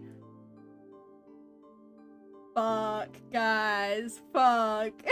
I didn't expect him to cry from it. Cove's tense jaw slowly loosened as his mouth began to wobble into a frown. Emotions overtook him and he failed to swallow down a broken sob. The tears pooling in his blue eyes intensified and they streamed quickly down his cheeks. Cove hung his head low and let them fall. Shit! Oops. Yeah, I'm good at socializing with people. What? I'm good at this stuff. I feel like I'm being really tested and judged here. Fuck. After his tears away, you held him in your arms. You stroked his hair, you gave his neck gentle pats, you stood next to him. You held him in your arms. It's unable to stay back any longer. You closed the space between you both. He flinched over your touch initially, but after Cove leaned into you and his sobs reverberated to your chest, the tears continued. But you don't mind getting wet because Cove needed this more. You just wanted to feel better. It wasn't right away, but Cove was eventually able to pull himself more together. He straightened his back and sniffled. Took a nervous step back and gave him some space. Cove let out shaky breaths while he scrubbed the remaining tears from his face. Okay. Not upset with you for what happened, or because you're telling me now. You didn't do anything. I actually feel bad for you. You had to keep a secret you didn't ask for, and it was for most of your life. Yeah. A weight felt like it was lifted off your chest. The corner of Cove's mouth hooked into a bent smile, but his stare was still glossy with tears. I'm not mad at my dad either. Then why are you crying? His tone grew delicate again. His emotions were catching back up with him. It's just...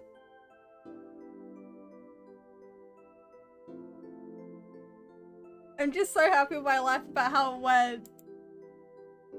But so much of that, what happens with everything is out of your control. That's...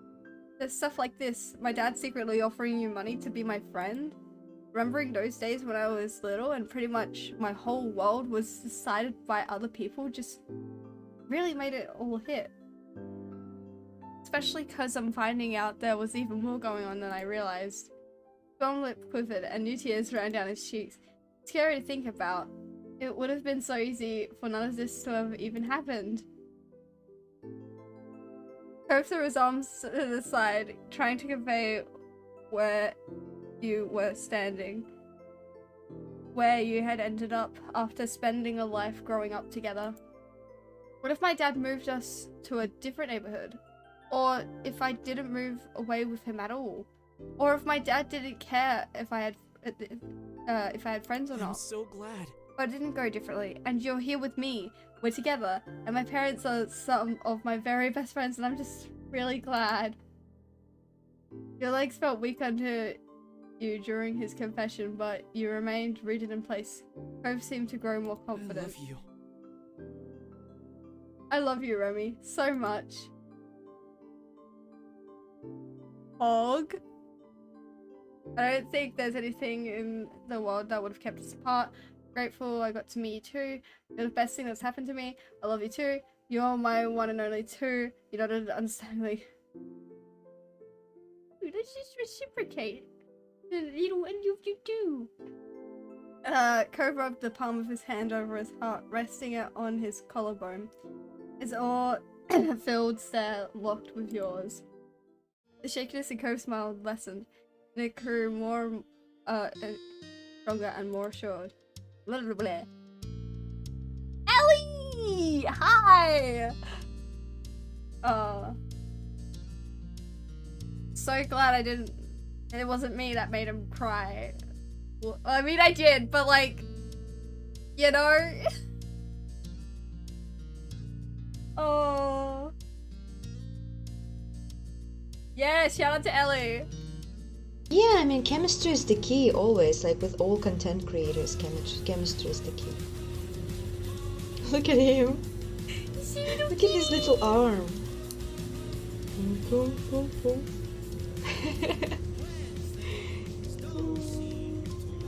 Oh my god. Cass and I, we have such a good chemistry.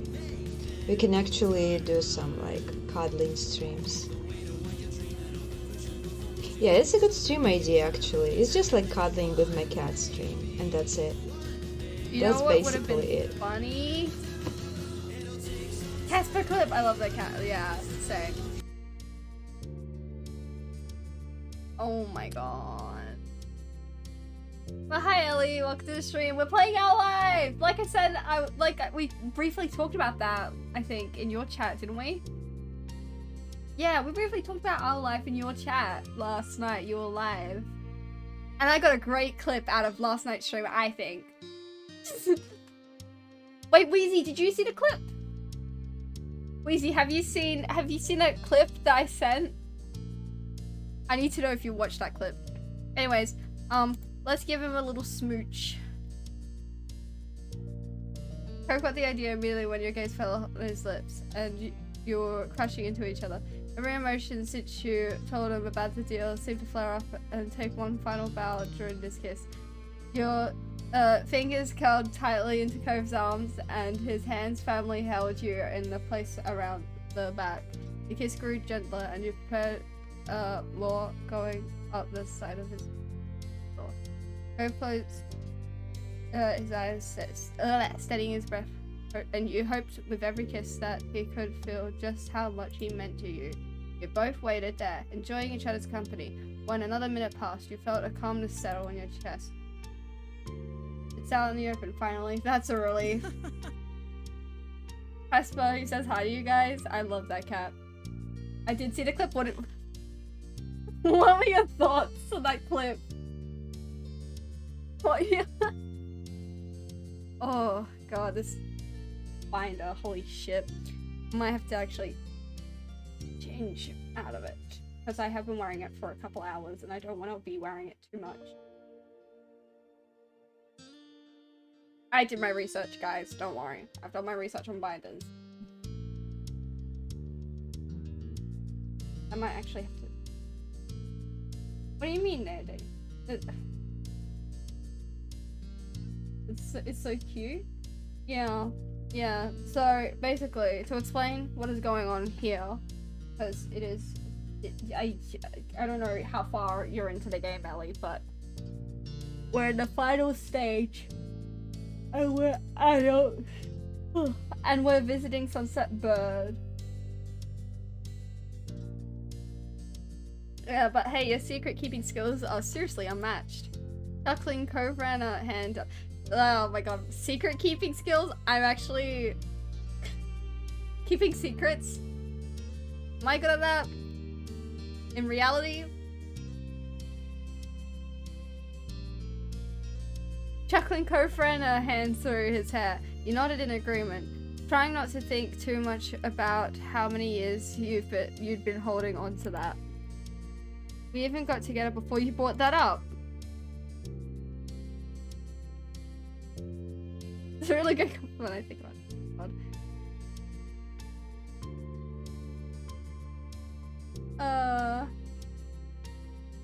Oops. I'm just gonna say oops. Like, what the fuck do I say that, you know? Raising your shoulders, you ducked your head down. It was right. You realized with grimace. I get it. You peeking up at him. Your body relaxed. The corner of Cove's mouth tugged upwards, and he slightly shook his head. I've only played the chapters when there were small kids. Oh my gosh. Oh my gosh. I can't wait for you to play, Ellie. Oh my god. Anyway. Really, it's fine. There was a playful gleam on Cove's expression shifted and Cove's expression shifted into a smirk. He leaned forward and you could feel the warmth of his breath. Are there any other confessions you want to make while we're doing this? You noticed your shocked reaction. Actually, don't worry about it. I was joking. Ooh. Cove scratched the back of his neck nervously. He took a deep breath and felt himself calm down. Thanks. Yeah. Didn't think that, like, this whole thing was gonna be a big deal, but okay. Anyway, Cove clapped his hands together once, trying to clear out the awkward air. Well, we better get back to business, huh? We've got a full schedule ahead of us for your mom's big day. Sighing deeply, Cove shrugged. The look he gave you was warm and affectionate, and you knew that everything was going to be okay. But thanks again, you know, for letting me know about what happened. No problem. I'm glad we got to talk about this. Wah wah wah, wah wah. After that, you and Cove moved around each other, busily getting dressed and ready for the day. Look, who needs a real relationship when you got a fictional boyfriend? Am I right or am I right? Ahaha, ahaha. Anyway. Light laughter and chatter filled the air the entire time. Bags were packed and phones were sought after. Stanley tossed Cove his phone when he hadn't been able to find it. First gorgeous in his hair though. I wish I had wavy hair like that. Holy shit. Mine's kind of like dead straight, neither of which I'm not. I mean, my hair gets slightly wavy like after like washing it and stuff, but it doesn't stay that way for very long. Very sad. He handed Cove his phone when he hadn't been able to find it. Left Cove's butt as he stepped past you. You somehow lost a single sock, but Cove found it behind a headboard. You shook your head at Cove when he ran a hand through his hair instead of brushing it. You suddenly tossed Cove his phone when he hadn't been able to find it. Cove caught it with a noisy slap in between his two hands. He stared over at you with wide eyes. Shrugging, you tried not to grin, but it was a losing battle. Remind me to remind you not to do that again. I'll walk over and get it next. Worried still, he wiped off the phone screen on his shirt. He chuckled in agreement, knowing full well that you both would likely forget and play catch with the phones again at some point later. There was nothing else stopping you to review now. In minutes, you were hopping into your ride and heading back to the neighborhood. It was another beautiful summer day in Sunset Bird. You couldn't resist rolling the window down so you could absorb it all during the drive. Cove sat across the seat from you. Yeah, the opposite window. His gaze was locked outside. catching all the old landmarks the vehicle was passing. Your spirits rose even higher the moment you made it home once more. Eager, you hopped out of the car and let yourself inside. Your moms knew you were going to be there that morning. But the second you made it past the threshold, an excited scream nearly scared you out of your shoes. Hi. It's Lee! Sorry. I was like, I didn't forget about Lee. I was wondering if she was gonna ever show up. Ruby, you're here! And guess what? I'm here too! While your heart rate settled, a broad grin quickly took over your whole face. Since your cousin moved out on her own, you'd notice that she really found her own groove. She was still the same loving person she'd always been on the inside, but she expressed herself in new ways. Lee was strong, kind, and smart. Over the past few years, she graduated college with a degree in history. Though last you heard, she was pursuing her dreams, working towards getting into the music industry. Aww. Lee! Hey, it's so nice to see you. You look great. Can I get some water next time you get a screech? She smiled. Lee! Oh, excited you shouted as loud as she did. Lee hugged you tightly, nearly knocking you off your feet. Lee leaned to the side to glance past you and meet Cove's eyes. The grin on her face widened while she waved. Hi, Cove! Hey, nice to see you, Lee. I got in practically at dawn.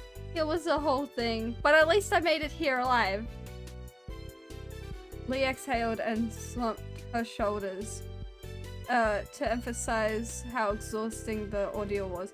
Behind her, Liz made her way over. She crossed her arms at the scene. Sorry, my alarm went off. Okay, I'm gonna be right back real quick. Give me 1 second, chat. Where's the camera? Okay. I'll be right back.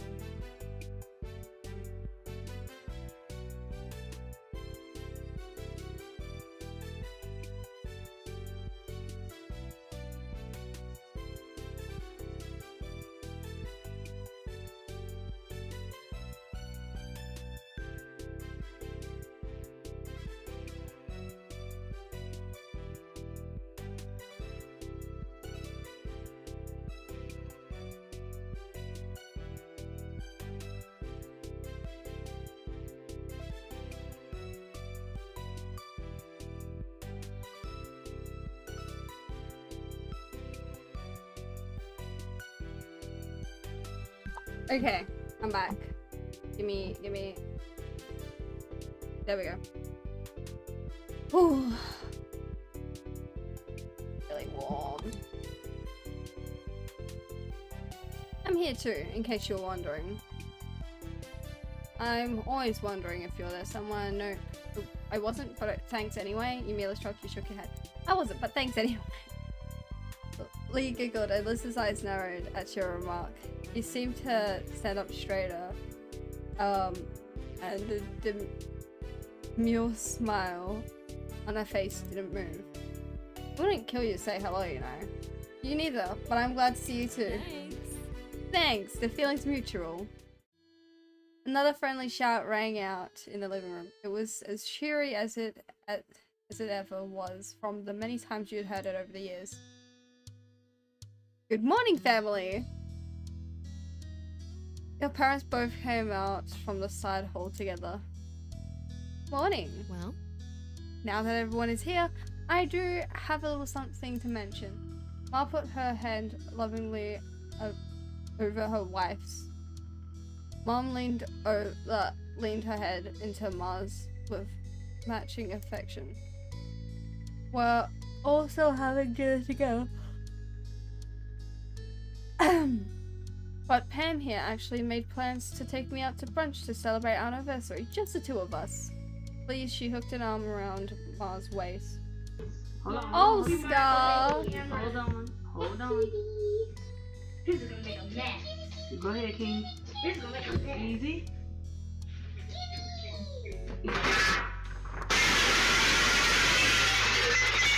Oh no!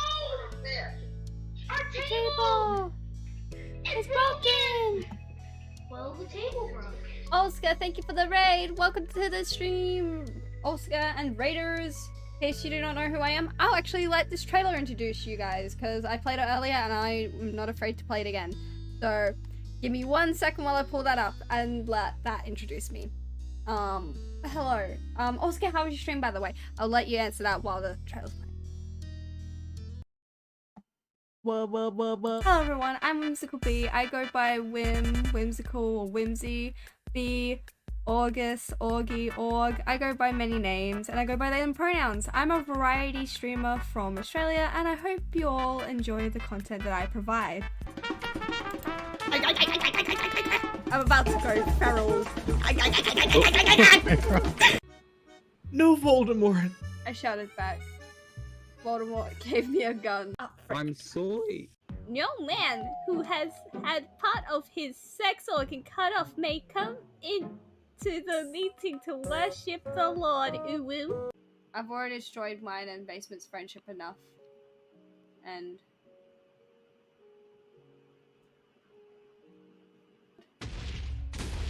Technically.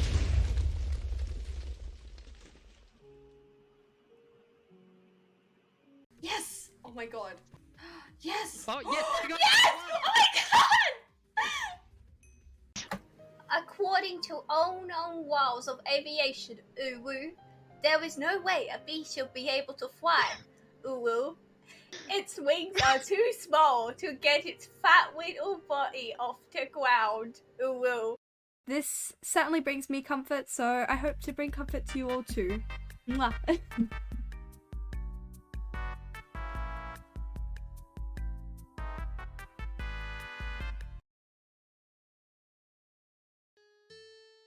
Excuse me. I burped. Anyways, I hope you guys enjoyed that trailer. Sometimes I forget to play it when people raid. Anyways. But yeah, my stream went well, got 4 emotes done today. Hell yeah! Let's go!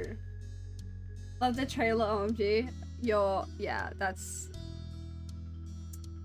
Yeah. It sure is something. I think I'm on like the final stage, I'm on like the final stage of our life, I know that much, but I don't know... Wait, I should probably save.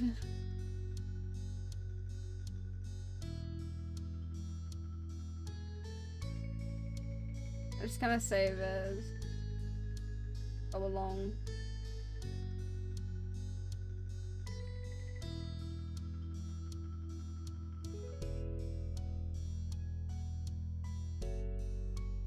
Yeah, we're on like the final stage. I think there's 4 stages, isn't it? I don't know. My brain's not working. I just want to finish this part, at least in this stream. I don't know if I will complete the game after this part, but who fucking knows. I don't know where I'm up to, so... Please, she hooked an arm around Ma's waist. Sorry to push you out, but I'm sure this group of mature grown-ups will be able to entertain themselves for an afternoon. We don't need to find a babysitter or anything. Yeah, have fun, moms. Don't worry about it. They can survive that. Easy. Enjoy your brunch. This works out actually. An afternoon open means there's time to meet up with Terry and Randy. Hopefully they're free today. The two school friends still lived around the area. They knew you were coming for your mom's party, but when or how you might arrange to see each other wasn't set in stone. Good. Definitely, we should call them. Alright. I have people I'd like to say hi to as well. Liz had her cell phone in hand, ready to get her plans made before she was even done speaking. Arching an eyebrow, she then directed the next part at Lee. Would you want to come along? We've missed out on a lot of cousin bonding time in the past. Yeah. I'd love to. It would be an honor to hang out with you, Liz. And whose fault is that? No fair, Lee's going with you. I hope you both have fun. You nodded. I hope you both have fun. Don't worry, fun is my specialty. Chuckling, Liz smirked. We'll try not to have all the fun. Don't get into too much trouble. You shook your head, and Liz winked. She then glanced back at her phone and rapidly typed a new text. Excellent, it's settled. She squeezed her wife's hand again. Her gaze took in the whole room, ecstatic to have the house full again. Today is going to be perfect. Yes. I think so too. I truly couldn't be happier with my wife, my children, and our whole beautiful family. It's already a wonderful anniversary. There were awes and sweet comments from the group gathered around the couple of the hour. Seeing how your moms were, you couldn't help but hope that when you got to be their age that you could be as proud of your life as them. After that, you enthusiastically began to set up plans to meet up with your friends. They were both able to come see you, having kept their schedules free for this, and you couldn't wait. Cove was already speedily sending text messages since you conveyed the plans to Terry and Randy. You imagined that he was letting his parents know about what he was going to be up to. The group continued to chat and catch up until it was time for your mom's brunch and your big meet-up with your friends. Soon enough, everyone was out the door looking forward to their fun-filled afternoons and the dinner later that night. Once outside on the neighborhood street, you looked at Cove. He stood at your side with a bent smile. Terry and Randy were driving into town while you and Cove were traveling on foot to meet them at an easier to reach spot. Oh my god, my nose is so itchy. Fuck! A whip. I just realized I didn't do the shout out command. I'm so stupid. I'm so sorry, Oscar. Oscar the Grouch. Anyways, everyone go follow Oscar. Pretty cool person, I would say. Okay, well, fuck this guy. I'm gonna go run off by myself and dig down. Oh, look, you guys! Oh my god. Oh, fuck me! Oh my god. I hope you didn't see that. Wow, nice one, Oscar.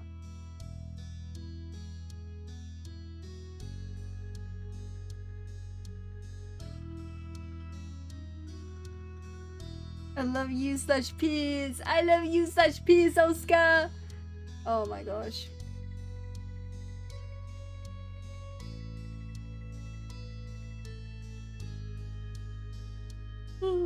I got fired out. Pro Minecrafter. God, I can't believe we're already almost 2 hours into stream. Jesus Christ, I travel through this game so fucking slowly. Oh yeah, Oscar. I have you know, I started this game in like March of last year, and I haven't played for months. So I had to kind of remember where we're up to, but I kind of picked up on the clues from like this, from the dialogue. But yeah, I think I don't know if you finished the game. I'm assuming you have. I'm assuming you can figure out where we're up to in the story, but yeah. It always takes me so long to complete games.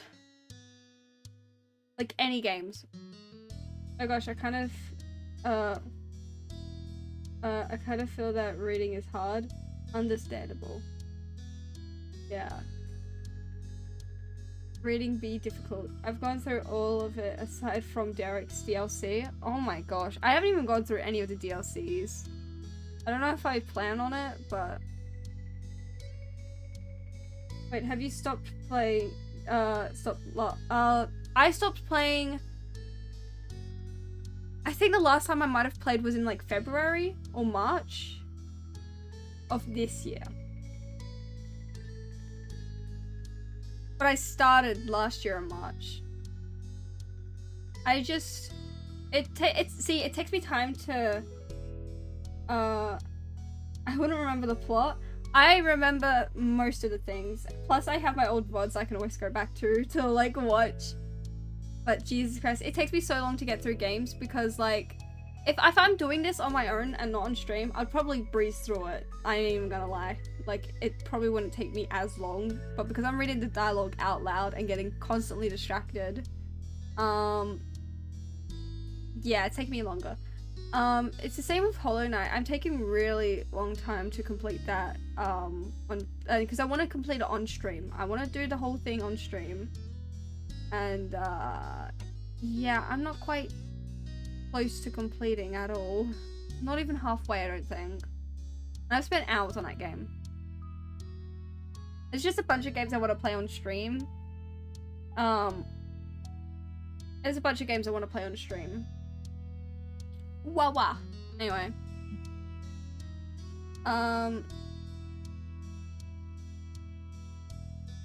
Man, we really are kids in Sunset Bird again. Having to rely on other people who actually have cars to really get anywhere. Now we're stuck walking to whatever is nearby.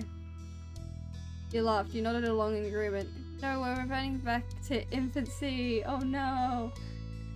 We never drive anyway. You shook your head. You nodded along in your agreement.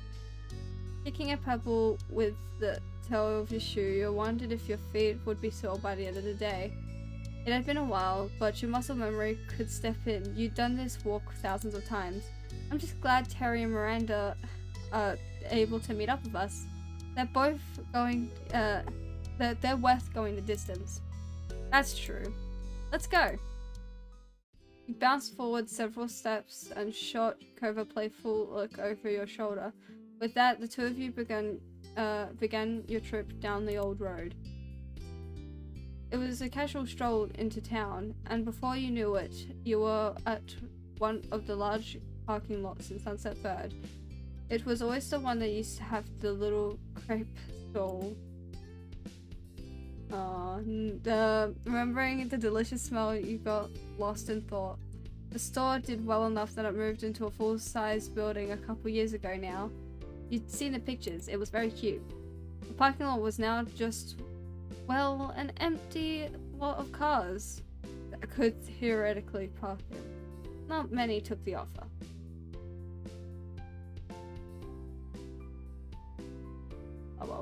I wonder if there's an option not to date him, like a bad ending of sorts. I mean, there's an option to probably... I think there is an option to not date him. You don't have to. It's not really like a bad ending. It's like all like up to you and what you're comfortable with, I guess, sort of thing. But yeah.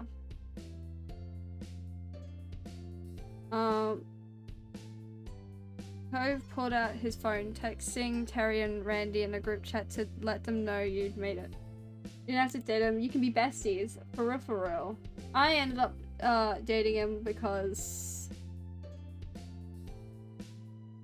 we wanted to. Well, you know, like, some of the, oh my god, I remember when, like, I would get chat to sometimes pick the options for me because I'm like, I don't know what to do here. What do you think, chat? I mean, I literally kind of did that earlier, but we don't talk about it. I am hungry. My tummy is rumbling, but that's probably going to be cooking dinner soon anyway. It's fine. Cove must have answered already because Cove gave you a status update while still staring at the screen. Randy texted, I can see you.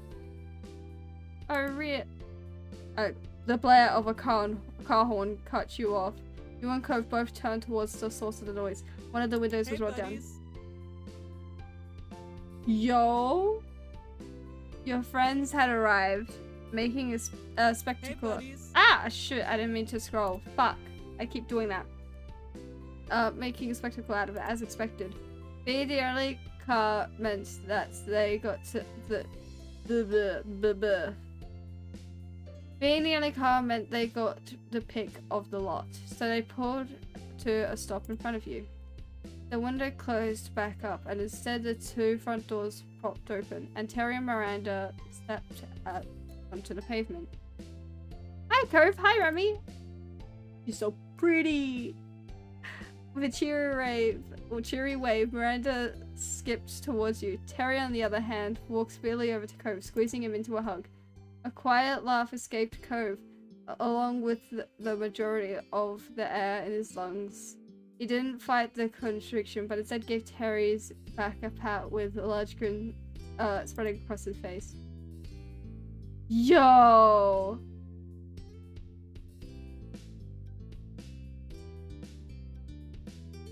When he let Cove go, Terry came right up to you. He held his fist up for you to bump it.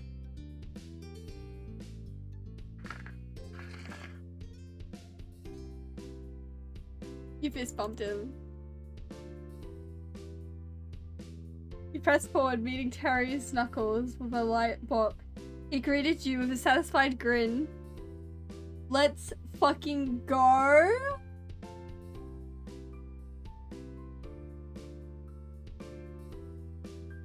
His glow up! His glow up!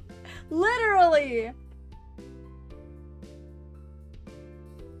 It just made me so happy. Anyway, press forward, meeting Terry's knuckles with a light bop. He greeted you with a satisfied grin. Felt so nice to have your friend group reunited as adults. Terry was currently a full-time lifeguard down at the busier beach town over. You were proud of him. He'd helped a lot of people in his line of work. And in recent years, you and Terry were able to form an even closer bond. It was reassuring to have a friend who knew what it was like to go through changing parts of their identity. Sorry. I'm like getting all excited. Let's fucking go! Let's fucking go! Oh my god. Anyway. I'm not obsessed, but I'm also obsessed with this game. You know? Anyway. You could go to him for understanding, and you knew that Terry felt the same about you. Miranda took Cove's hand and one of yours in her other. Her eyes alight, she gave you both a gentle squeeze. So great. I'm so happy to see you again. Hey Terry, hi Miranda. He answered assuredly. Sorry, I'm like really happy, fuck. Where's my Terry IRL? Real, true. Oh god. Speaking of trans, I got a binder today. And I tried it on. I had to take it off though, because it is kind of warm. And, you know, I don't want to wear it all day. Because... Look, I've looked into binder safety and stuff. I've got it all there in my head. So, I know what to not do and what to do. Yeah. Anyway, that was just a little thing I wanted to quickly bring up. But yeah, I got a binder today, and that, no, not today, I got it a while ago, but like I finally put it on today to see if it fit me, and it did. So, it took me a hot minute to actually get around to it, because procrastination, Anyway, he answered assuredly. It was clear he was equally glad to see them. This reunion was long awaited. For a while, Miranda had been working hard as an assistant at a school while continuing her own education.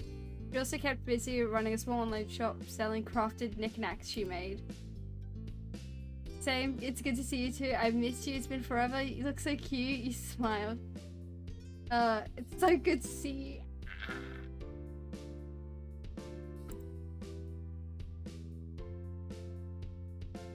you.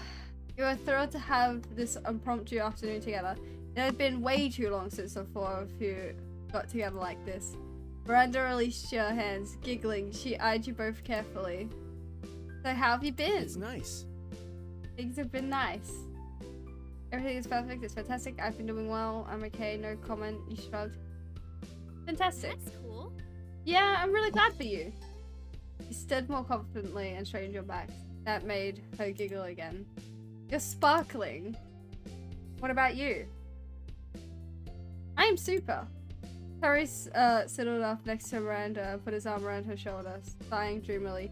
Randy chuckled up at her boyfriend. Yeah, things have been unbelievable. He pressed his cheek against Miranda's and she let out a light squeak. The sight put an amused grin on your face.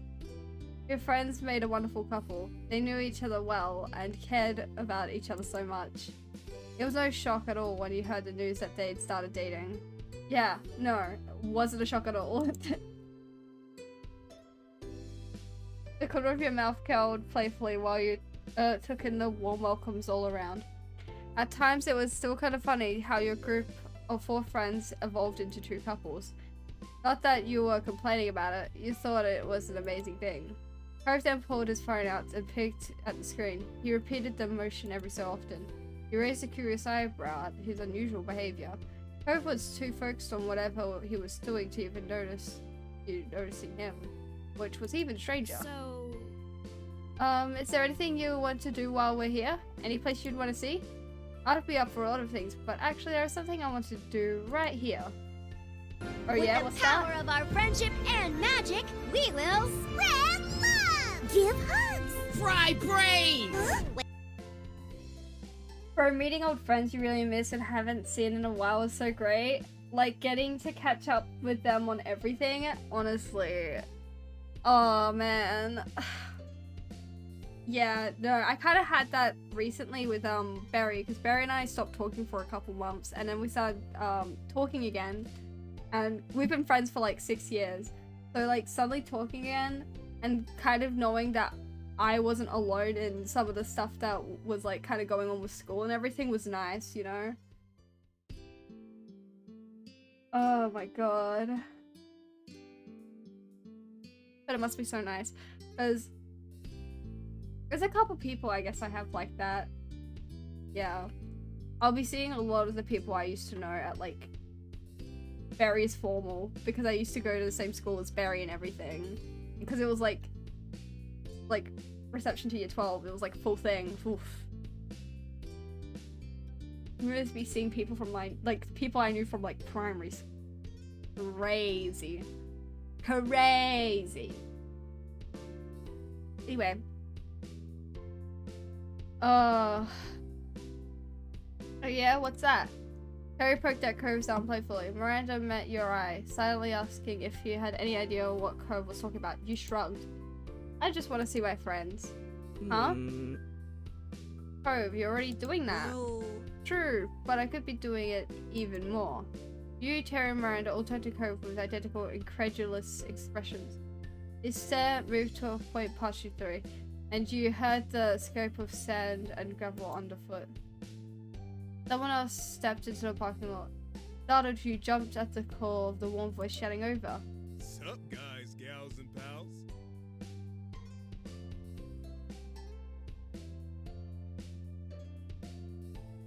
Derek?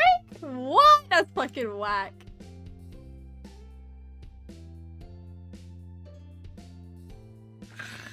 Let's see all the old besties again. This is making me so happy.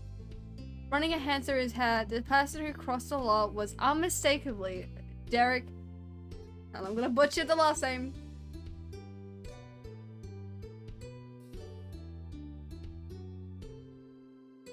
I don't know if I even want to try. I don't know if I even want to try. I know I'm gonna fucking butcher it, dude. Oof. I'm so great at speaking and reading out loud, guys.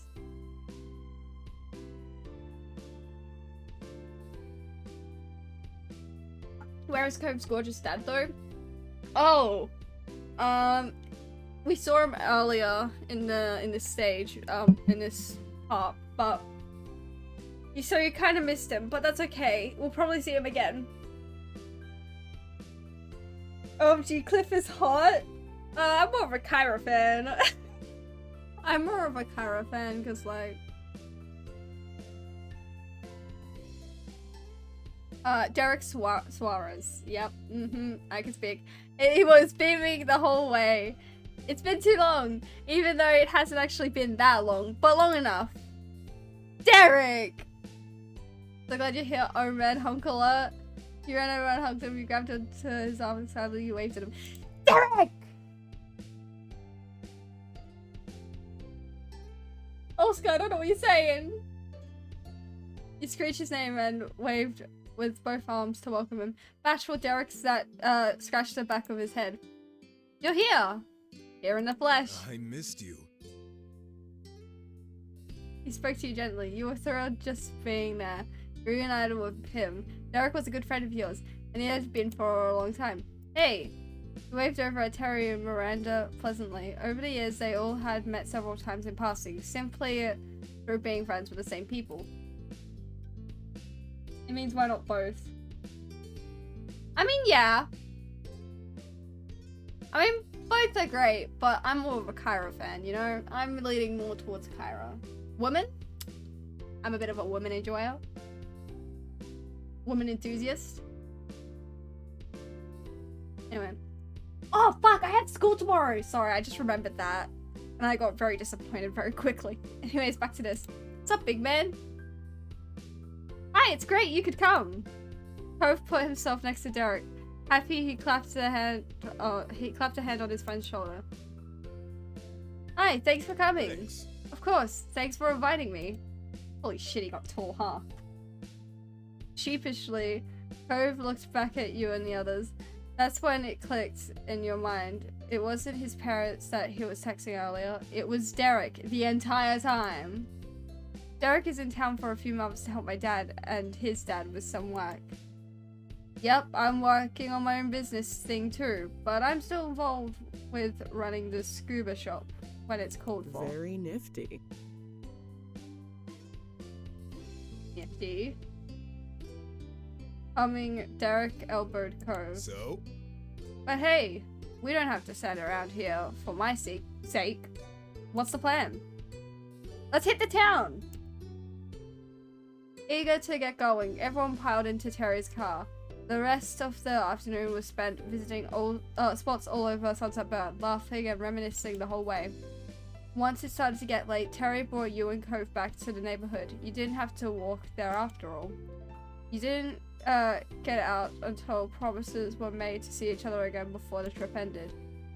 Side by side, you and Cove stood in the street and waved at the car as it drove away. Terry tapped the horn for 2 honks while Miranda stuck her hand out the window to wave back. You caught Derek in the back window, giving you both a wide grin. Sighing as soon as the car turned down the street, they were finally out of sight. Well, that was one party. Time for another. Ready to go see your moms? Always.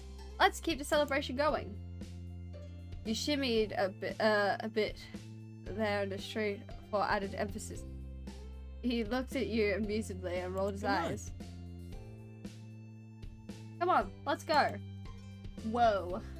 Spirits high, you and Cove crossed the distance to her house. It was almost time for the anniversary dinner. You barely stepped over the threshold of the condo before Ma descended, eagerly welcoming you both. The usual greetings were followed by questions on everyone's well-being, after which the conversation moved on to excited chatter about tonight's dinner plans. Cove excused himself to the restroom to freshen up before being on the move again. But when he returned, you were shocked to see he had entirely changed outfits. What? Where did that come from? Josie! Hi, Josie, how you doing? I packed it with me so I could get dressed before the dinner without having to go back to the hotel, didn't you? Or maybe you have stuff still here at your mom's place? No, Cove, I didn't do that. But your mom's party's at the country club. And that's also where Liz took golf lessons. Not everyone is in their Sunday best. It'd be different if we were going to one of the club's parties, but we're only going for a regular meal. Cliff was as befuddled by your explanation as you were with his actions. He threw his arms up, desperate for understanding. The shirt. Can you not dress nicely for a country club? I think the Cypress is as special as you've decided it is. You saw Ma. She isn't in formal clothes. She's one of the guests of honor. Oh no. Why is he like that? Oh. John wobbled and his cheeks became far pinker. He looked down at his own self regrettably, and he pulled the cuffed ends of his shirt. He seemed more like a scolded child than a grown man dressed for the latest charity gala. I thought she was gonna get changed while you and me were... Well, no way. She would need a whole lot more time than that. Well, it's okay. You look very nice. You're such a cutie. I love how much of an idiot you are. You shrugged, no comment. You patted his arm encouragingly. Well, it's okay. You look very nice. That earned you a sheepish smile, though he still clearly wished his look hadn't garnered any extra attention. Graham's eyes stole a glance at the hall, as if he was calculating if he'd had time for another quick change. Unfortunately for him, it was not meant to be. The time to head out came far quicker than you expected. Cliff and Kara swung by the condo to make sure everything was in order. And for your second surprise that night, Cliff was also in formal clothes. There he is! Cliff! Is that what you wanted? Is that what you wanted, Ellie? Are you into this dilf? Right. His face excitedly whipped around towards yours at the same time Cliff went, same time as Cliff went to Kyra's. Two men pointed at one another. See, he knows. I can imagine them pointing and pogging. Swayjacking? Is that what it's called? They're pointing and pogging at each other, you know? They're literally going like, they're literally going, oh, shit. Dilf and Milf in one room. Oh. They're literally pogging, guys. They're literally pogging like this at each other. That took me a hot minute to type. Exactly, Sport. Kyra was talking to me like I was crazy. The aforementioned Kyra placed her hand delicately yet dramatically across her eyes. Clifford, our son only knows this because you're the one who raised him. Cliff chuckled, his arm moving to scratch at the back of his neck. Yeah, that's my boy.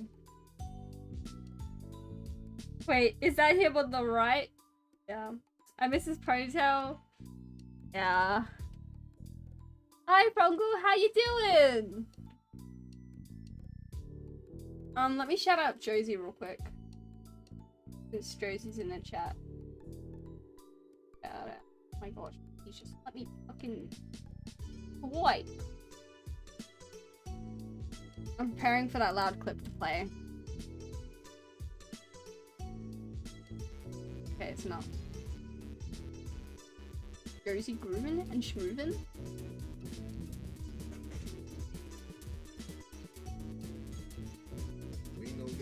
Excuse me. What the fuck? Did a little burp. Shit's a bop, nigga. Groovin' and schmoovin'. Oh my god. You got duped. Yeah. I was scared that the, like, loud clip was gonna play. I was prepared. I was like, I had my finger, like, my mouse hovering, like, over the fucking, the volume, ready to just turn it down, but, you know. The ends of Cove's mouth gently bent up. He truly was his father's kid, in more ways than he even realized. They may be the only ones in the group, potentially the only guests at the entire club, all see.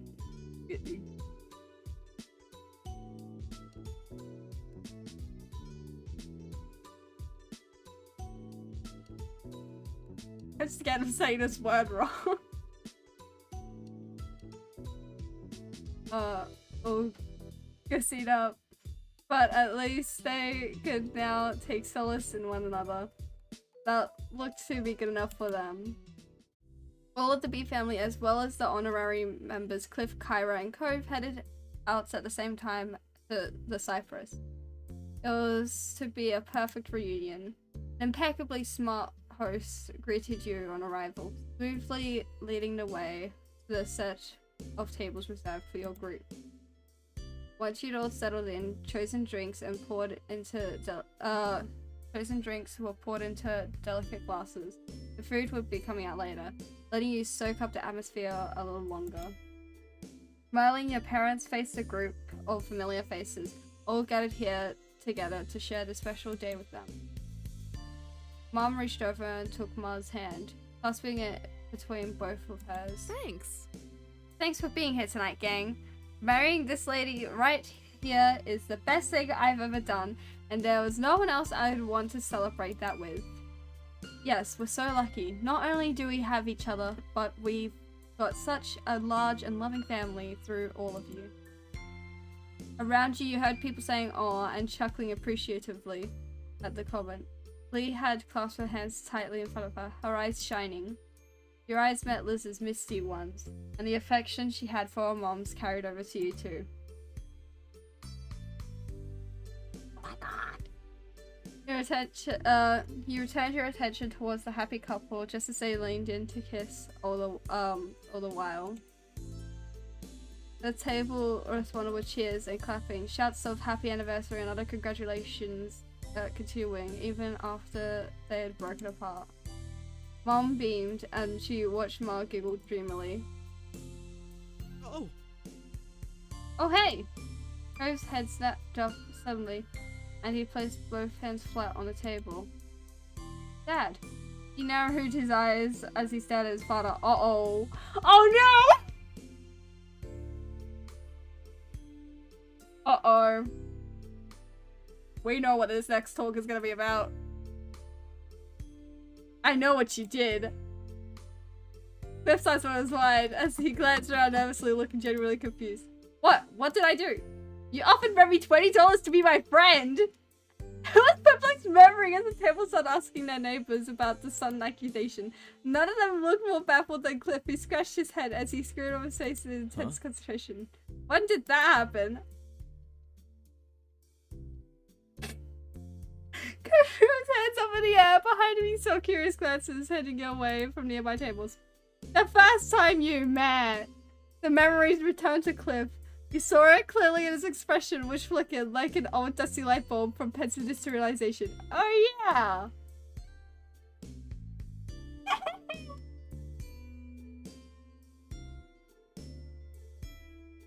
He winked at you, then plastered a sheepish grin before turning back to his son. That's starting to ring some bells. My old master plan. Sorry, sport. Cove slumped back down in his seat. The fight leaving him in his face of his father's total lack of shame. Sighing, he shook his head. Wait, did you take the money? I didn't. I didn't take the money. But I actually finally talked about it with Cove, like, earlier.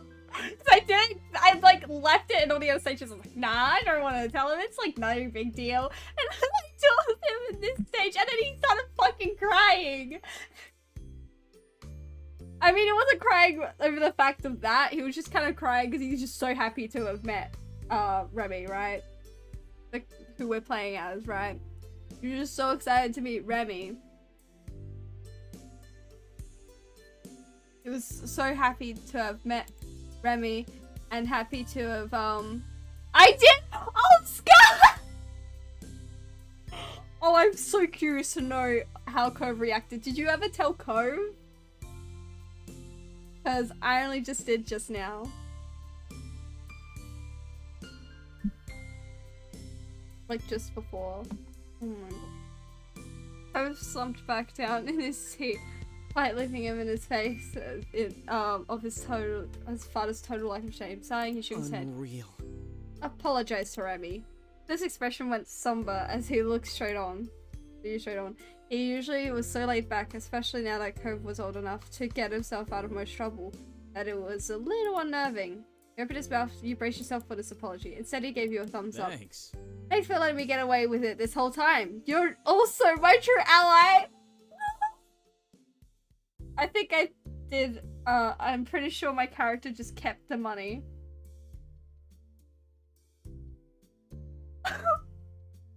Oh, Oscar. Oh my god, Dad! You're welcome, it's no big deal. You simply smiled contentedly. He looks away, bashful about the attention. Kara rubbed the bridge of her nose, her eyes closed, yet she didn't seem surprised in the least. You could only suppose she had enough direct experience with Cliff's antics to new revelations. I can speak.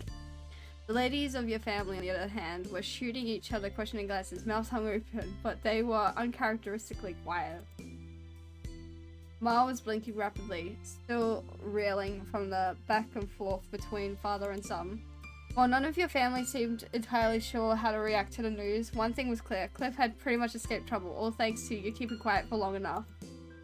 The waiters reappeared, delivering delicious plates of food, and the dinner began in earnest.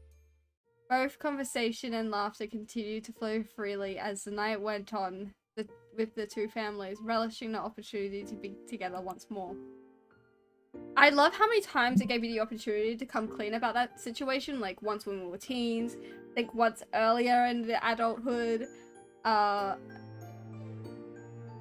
think,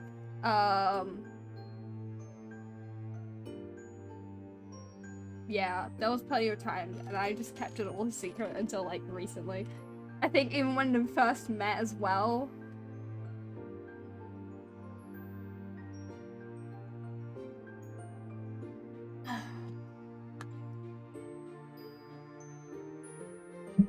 Eventually, after your hunger and thirst had been fully satisfied, the plates were cleared, and the event began to draw to a close. Cliff and Kara exchanged goodbyes with your family before heading out together. Cove gave his goodbyes to his parents while hanging back until your moms were ready to head off. You were getting a lift back with your moms. It was already late, so you discussed the possibility of going straight to the hotel rather than going back to the condo, but Cove had asked if they'd mind taking him back to the neighborhood. He wanted to visit a little longer. Your moms happily agreed.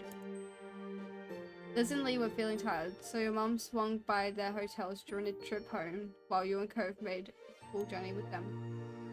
Riding in the backseat of your mum's car with Cove felt more than a little nostalgic. As your eyes drifted over to him, his head resting on the window, it was hard to believe how much time had passed. Mom stretched as she got out of the car, smiling over her shoulder as she headed towards their house. Time to put my feet up. You two joining us? Cove shook his head. No thanks, it's your anniversary. You don't have to entertain me. I'll take a walk. It's never any trouble to have you over, Cove. You alright with that? Let him do as he pleases, Lani. But you better not stay too much later, or there'll be trouble. Ma chuckled as Mom waggled a finger, her expression exaggeratedly severe as she reprised that role, a role that, in truth, she'd never really played. Neither of your parents had been particularly harsh as you'd grown up. Ma joined in the act. Don't go too wild just because there's no school tomorrow. Laughing, they made their way inside, leaving you standing out in the dark street with Cove. You didn't even need to ask him why. You already had the answer for this. He wasn't yet ready for the day to end. Without a word, Cove began to stroll down the road, and you walked alongside him. I figured. You'd known your destination long before you arrived at the dark and utterly deserted beach. There were no lights down here, nothing but the moon and stars for illumination. The only sounds were the gentle waves rolling in and out, and the soft sound of footprints you left in the sand. In other words, it was perfect. Cove stepped out into the waves without a word. He looked up at the sky with a smile, and tucked his head down and began to pull his fancy shirt off. He tugged it over his head and lobbed it backwards, further up the beach and out of the reach of the waves. What are you doing? Didn't know I would be getting a show. Wait for me. You looked away embarrassed. You followed him into the water. You better not go any deeper into the water. Just follow him into the water. Followed him to...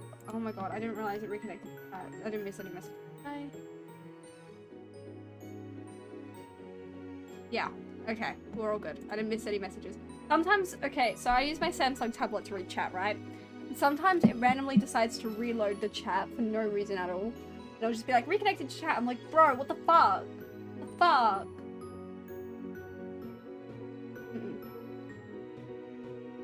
You followed him till wetter waves began to lap at the beach and began to wade out into the water. Cove slipped his dress pants off and tossed them back in roughly the same direction as his shirt.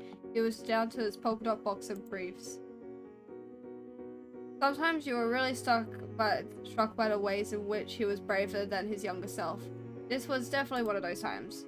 You never ever would have done this when you were both living on this street, but you also know he still wouldn't do it with anyone other than someone he spent all those years with. You took off your shirt so that you could show him, you took off your dress so that you decided you didn't care if your clothes got wet. You thought it was so wild that Cove was actually going to swim right now. Okay. Cove waded further into the water until it came up to his chest. Followed Cove deeper into the sea. They are swimming at night? They are. Your wet clothes clung to your body, soaking up the water, weighing you down. A physical reminder of all the unwritten rules you were breaking. Cove grinned as you approached. I'm gonna be in so much trouble with my moms when we get back. I guess. Yeah, oh well. Think fast! He splashed water at you as soon as the words had left his lips, giving you no time to prepare. I want what they have? Real. The splash had caught you full on, leaving you spluttering and drenched. Splashing back, you swam away. You're a child. Splashing back. Seeing what you were doing, Cove put his hands up for protection. It was no use. The water washed over him, leaving his hair soaked through.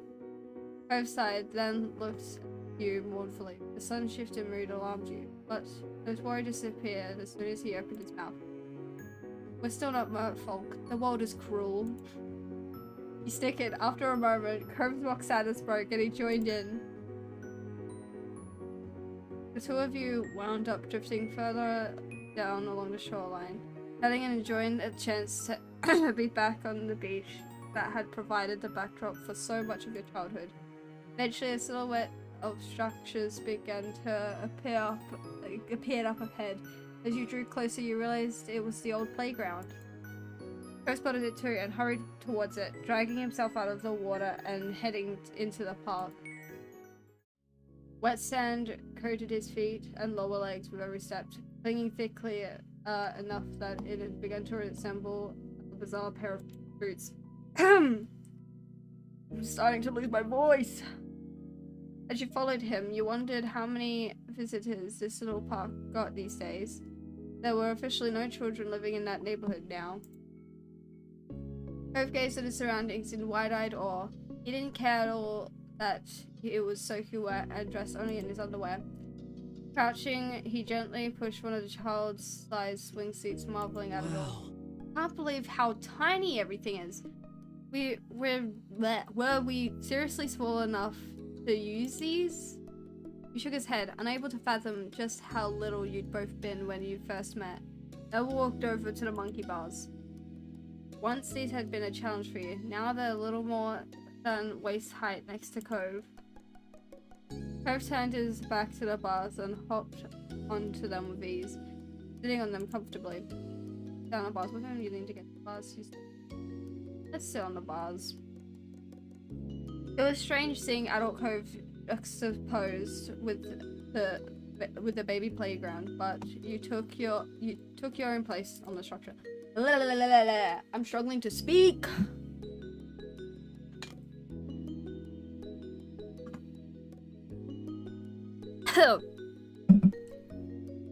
This place had been something so exciting to Cove back when he first arrived, and apparently it was to this day.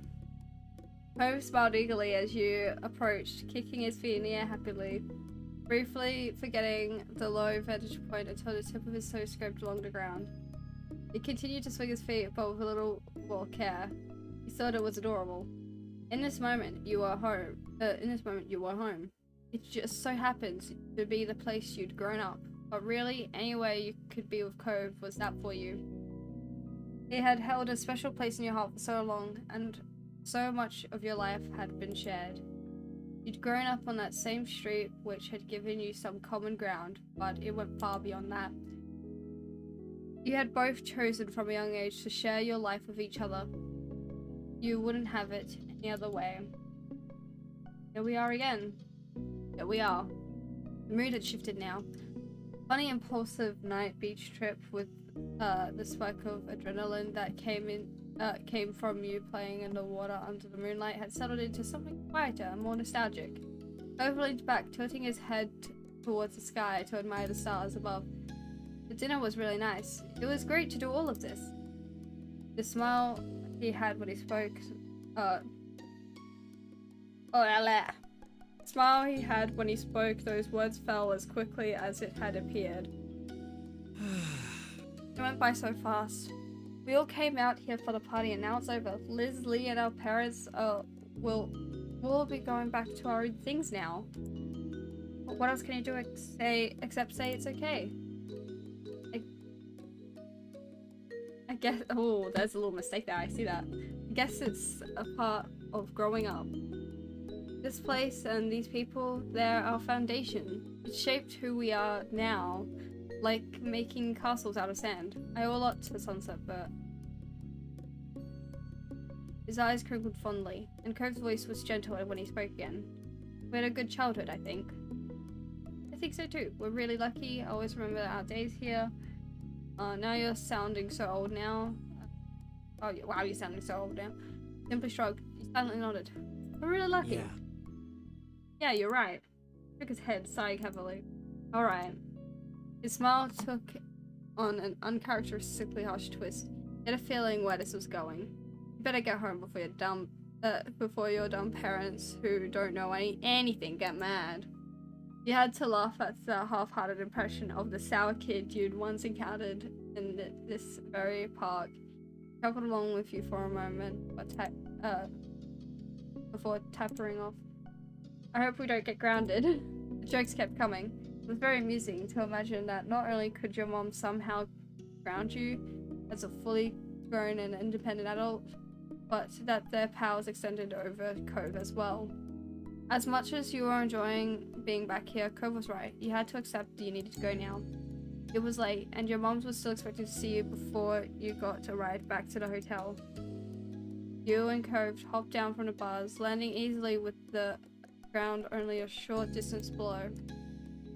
Before you could return, you had some clothes to retrieve from the beach. You retrod the same path, following the footprints down to the shore you'd left in the sand only a little while earlier. Once Cove had scrounged up his abandoned clothes, you started to walk up the old path home, side by side. Droplets of water slipped down your skin and fell onto the road as you made your way back to your mom's house. As you and Cove were still soaked and sandy from your earlier adventure, it was likely that you were leaving quite the trail in your wake. But you'd see Cove's bedroom growing up. It was only natural for him. The air was slightly humid, already pleasantly dense with moisture that felt like a hug as it closed around you.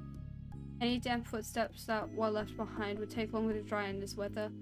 Signs of your adventure might even be visible when the sun came up the next day. You hope so. You quite liked the idea of you and Cove leaving your mark on your hometown again, even if it was only for a little while. Despite being out late, and in Cove's case mostly undressed, the balmy summer night prevented you from feeling any chill. You were entirely comfortable. In truth, you felt warm inside and out. The day had been so lovely spending the time with friends and family, and your eyes drifted over to Cove. Cove Holden. Just seeing him brought a smile to your face. Such a good friend. You're my best friend, you know. You said nothing, simply enjoying his presence. Yeah. Bro, Oh, okay. Cove Holden, your boyfriend. Just seeing him brought a smile to your face. There we go. Love you, always want to be with you. Cove, you make me so happy. Really, I'm out of the house. He said nothing, simply enjoying his presence. Does anything need to be said?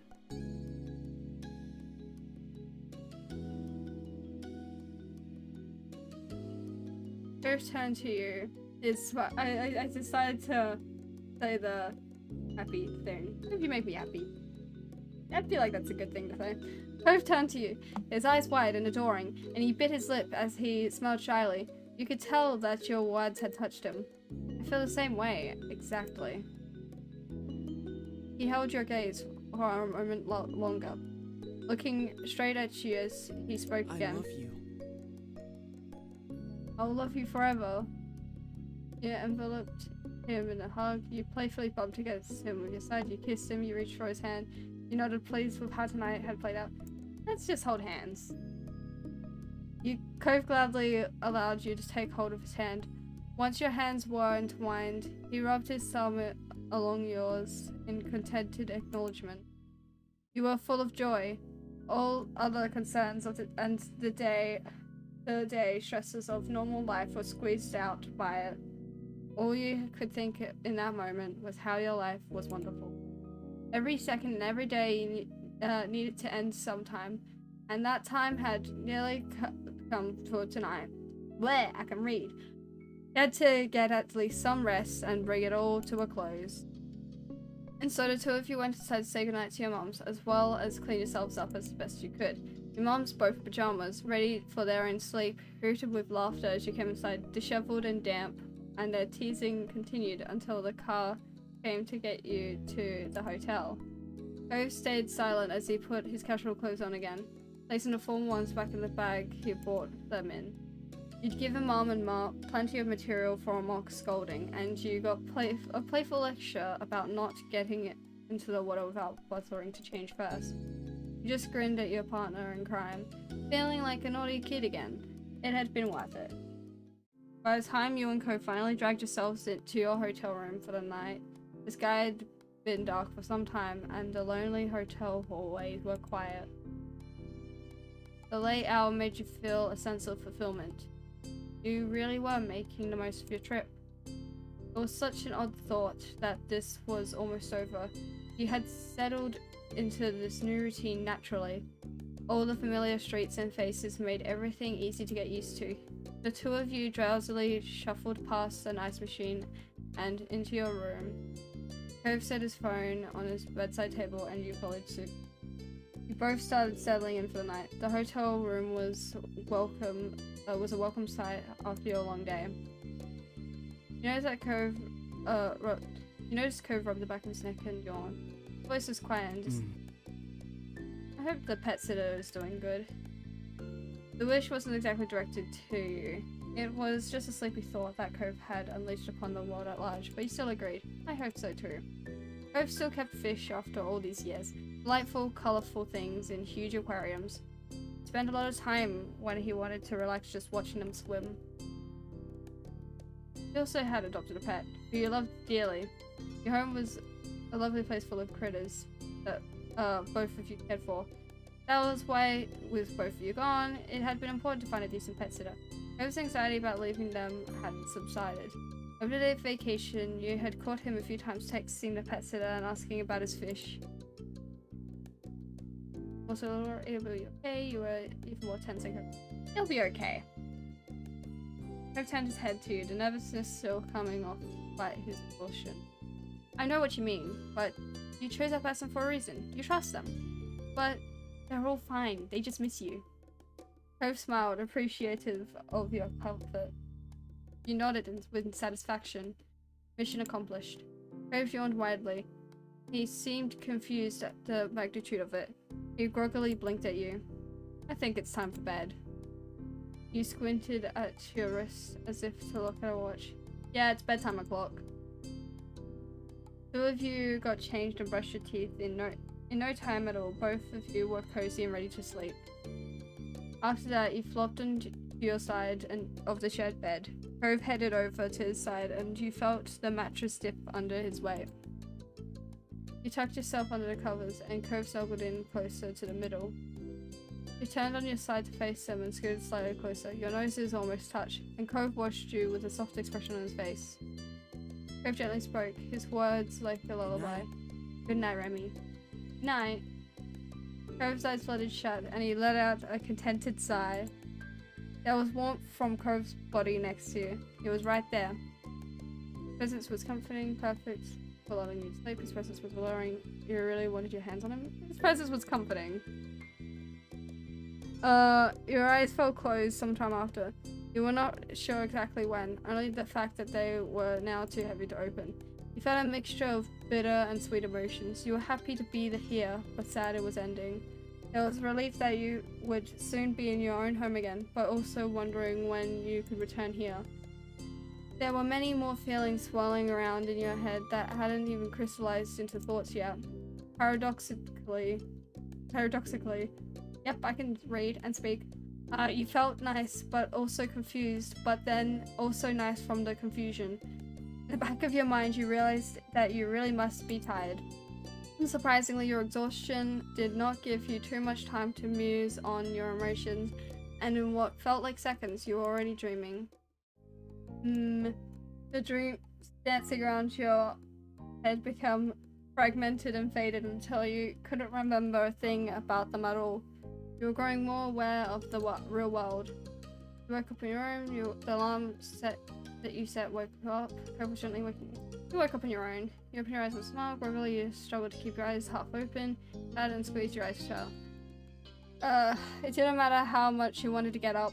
Your body had other plans. Yawning, your eyelids kept drooping, and getting dangerously close to sticking shut. Sat up fully with a big yawn, stretching your back and then your arms, and lastly your neck before accepting the day. The blanket fell to the side while you swung your legs over the side of the bed. A part of it almost got caught on your foot, but you kicked it away.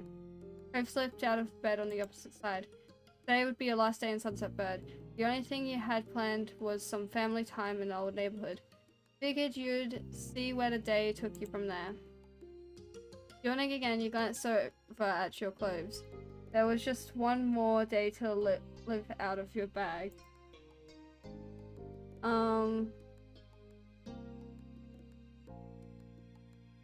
I'm really looking forward to having my full wardrobe again. I don't have anything clean left, but well. Is there anything you'd like to see me into? You simply started sorting through the pile or something to put on.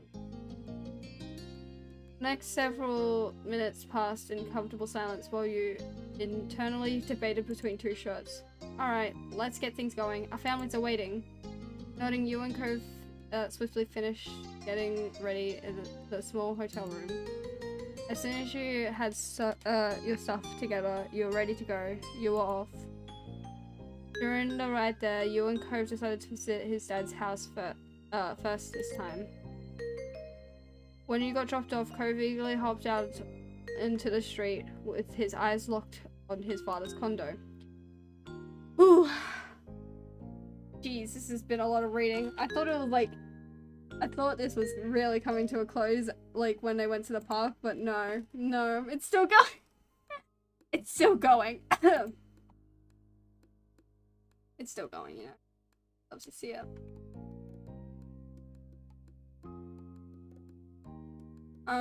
You guys fell on your boyfriend. He stood in the middle of the street where you grew up together while the summer sun made him shine. So he was the brightest light in your eyes, no matter what. Playful grin spread across your face. It was a beautiful day and a beautiful boy. Cove showed up to his old front door and casually flung it open without bothering to knock once again. You followed at his side as he poked his head in. You closed the door behind you both. Hello! You found Cliff and Kyra in the kitchen, getting breakfast ready. Kyra was cutting an apple while Cliff was watching a frying pan sizzle. What did you send, Humphrey?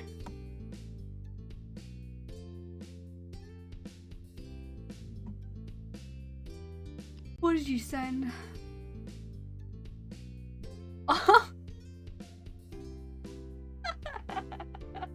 see what you sent me.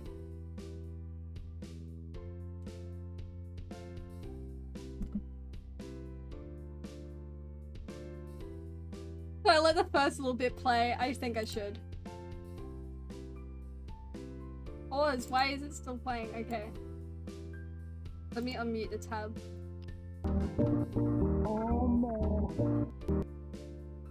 Sorry.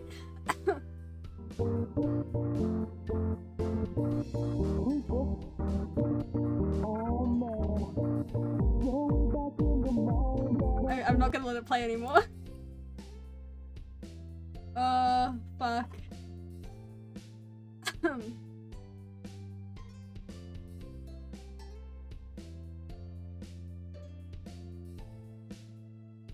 Holy shit, opening up another tab really made my stream lag, huh? Shit. Dude, my laptop be struggling.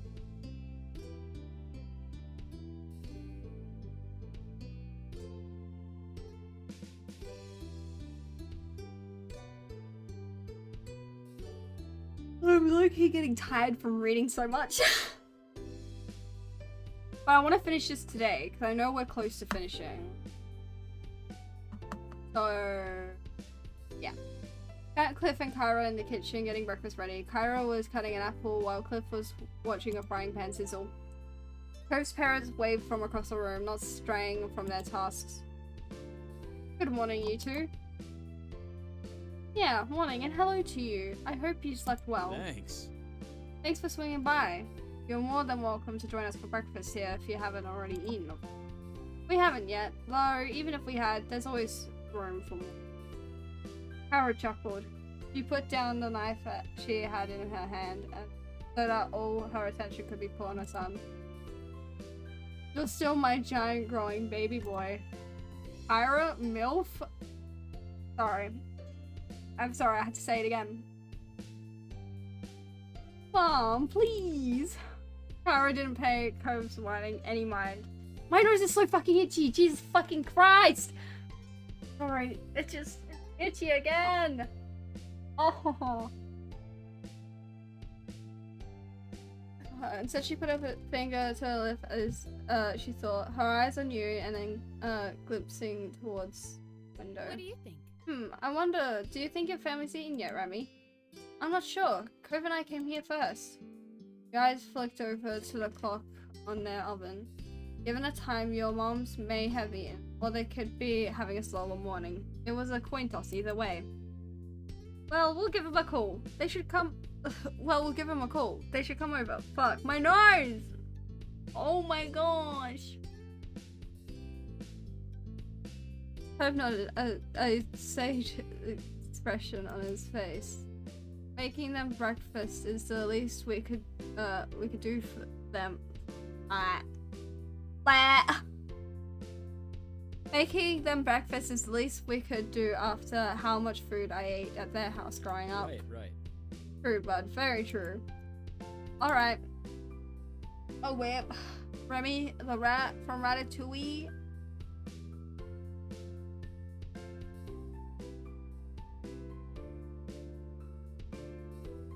I'm losing my singular brain cell. It's like going wee.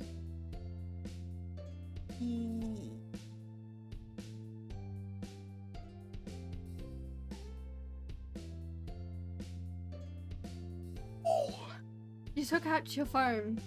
Even though your moms both had cells for years, the house number was the one that you had memorized as a kid and the first entry on your contacts list. As the call connected, you tapped the speaker button. You figured it would be easier if anyone could hear what was going on. You had a click from an unfamiliar static. Hello. Hello, Romy. It's nice to hear from you. Hey, Ma. Good morning. I'm across the street right now, and Cove's family wanted me to invite everyone to breakfast. Do you want to come over? Hello. Oh shit. Fuck, I scrolled up accidentally. That sounds delightful. Pamela and I could do that. Liz and Lee should be able to make it too. Would that be fine? Biff stepped forward and spoke loudly so his voice would be picked up. It definitely would be. The more the merrier. Marvelous. We may have gotten together for dinner last night, but there's no law that we can't do that again for breakfast today. Enjoy the company while you can, is what I think. Ma giggled, and you could hear some rustling over the line. Thank you, I'll let them know, and we'll be right over. Biff gave a thumbs up. Cove shook his head with amusement. Dad just gave a thumbs up. I'm telling you since you can't even see him over the phone. Kara snorted, and Ma's laughter rang out, filling the kitchen. Cliff switched the thumbs up hand and to instead scratch the back of his head. See you. Well, it sounds like we'll see you soon. Goodbye for a little while. You can feel a smile from her voice. Bye, Ma. You ended the call with a satisfying tap of the red button. Cliff's eyes wandered around the space. Better get cooking. Sounds good. I can help.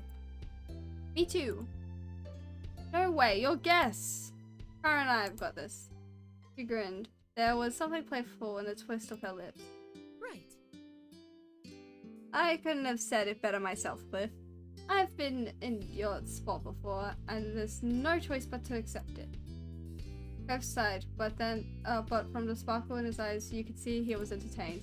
Fine, we'll just hang out over here, I guess. Good. Cliff walked over to the living room and gestured to the couch. You both took a seat, getting a comfortable spot to wait for food and family. Cove tilted towards his parents with his chin, then shook his head with a gentle smile, silently asking if you could believe this. All you had was a silent shrug. Time passed, filled with light chatting. Cove kept a careful watch on his parents' culinary progress, and teasingly kept a running commentary. Oh, Dad added another pinch of salt. Wonder if that was a good idea. Cliff had to raise his voice to project over the living room. He sounded very amused. It's funny that you, of all people, are commenting on my salt usage. We were both born and raised in salt water. Besides, I'm sure you remember back when you were about 12 and tried to make her flush slightly, but his smile remained bright as ever. Do you really want to start talking about cooking mistakes, Dad? Because I remember a lot of things too. Like what about that chowder that was supposed to be a pie? Cove and his family were quite a show to listen to. You chimed in occasionally, but mostly you provided a laugh track. Eventually there was a rhythmic knock on the door. Oh! That's them! He said it loudly for his parents' benefit. You nodded and got up to greet your family. Hi, Prongle! Again. I know you said hi earlier, but hi, Prongle! Again. Was I here earlier? Yeah, you were. Oh, God. A part of me is tired from reading so much. You nodded and got up to greet your family. When you opened the door, surprisingly, there were no moms. Harry stood in front of Miranda at his side. Derek waved from behind them. Hey, buddies, we came to see you two before you left. The plan would have been to go over to Remy's house next if you weren't here. Luckily, you two aren't too hard to find. What he said, and hi! Cove burst into happy laughter. I can't remember anything anymore. It be like that sometimes. Cove burst into happy laughter. His brows were high in surprise, not unlike how he looked after unwrapping a nice present. No moms? No! Yeah, no. It's just a couple of the besties that showed up. Not what they were expecting, but that's cool. Wow, thanks for coming. Hello! Harris' voice carries through the house from the kitchen. Cliff likewise projected. Great, the whole gang will be here. It heard the sound as a cabinet opened and shut. A pan clattered and the faucet turned on. Are we interrupting something?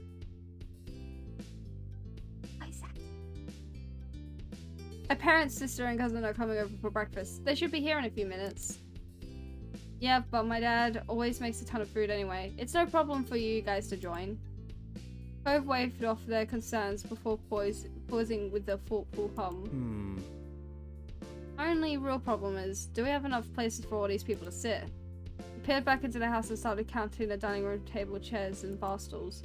5, 6... Cliff interrupted when Cove began to trying to use his fingers to connect different chairs to different guests. No worries. Don't worry, some people can squish together on the sofas. It'll be fine. This really is gonna be a party. Well, I'd be happy to accept the invitation. Yeah. Yeah, you'd have to be crazy to skip out on this. Thanks. Thank you for making room. Oh man. The besties. The besties. I like the person on the right's outfit.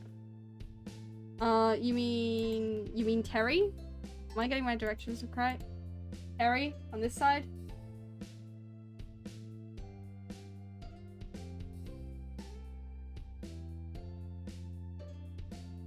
Wait, shit, hang on. My camera's flipped. Terry on... Wait, fuck. This side. This side over here. The far... This is really hard to point out.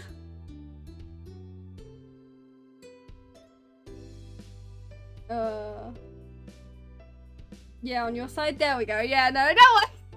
This is hard to point out because my camera's flipped. Anyways, we're really glad that you came. Your three friends finally piled into the house. Before they had a chance to settle in, the doorbell rang. Only Miranda had sat down. Alright. Now that has to be them. The one with the short hair, Terry, yeah. He's pretty cool, I'd say. People laughed as he walked back over to the door and opened it up. It was right this time. It was your parents, Liz and Lee, all crowded on the front steps. It's Mom, Liz and Lee, let's go! Woo woo woo woo woo! They squinted into the house and were surprised at just how many greetings were said. The sheer force of the chorus of hellos was impressive. What? How did they beat us here? How early did Remy call you? We're literally across the street! Terry snorted at your sister's confusion. Seemed quite pleased with himself. We were a surprise. We called ourselves. Cool. Very cool. Cliff smirked as he adjusted the settings on his stovetop. It's a little more crowded than expected, but we're making it work. Grove led the final group to complete the picture inside, and they took the chance to greet you along with everyone else. When the excited energy buzzing around the table started to calm, you had a second to truly appreciate this view. The most important people in your life all together again. It felt too good to be true to have everyone here. And then you noticed that Kyra stood back up. She clapped her hands once in a satisfying smack. I hate to interrupt, but I thought you'd want to know that the food's done cooking.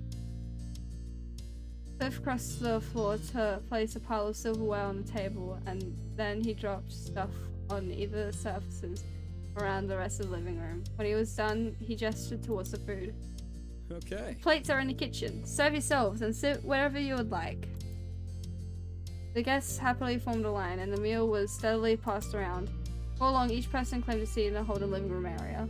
Some at the table, others in the kitchen, on the kitchen island, and some situated at the couches. Conversations trickled across the various clusters of friends as everyone dug in. Cove finished his plate in record time with a pleased sigh. He put his fork down and surveyed the room. This is really cool, just how we're getting to do this kind of thing. I like this too, Cove. I hope we'll be able to make this happen again. Of course! There'll be always more reasons to get the gang back together in the future. Yes, the two of you might even dare to celebrate your yearly anniversary. Gasp, every year. The smirk on Liz's face grew only wider as your mom giggled at her teasing. Ma shook her head, chuckling softer now. Liz, shush. True.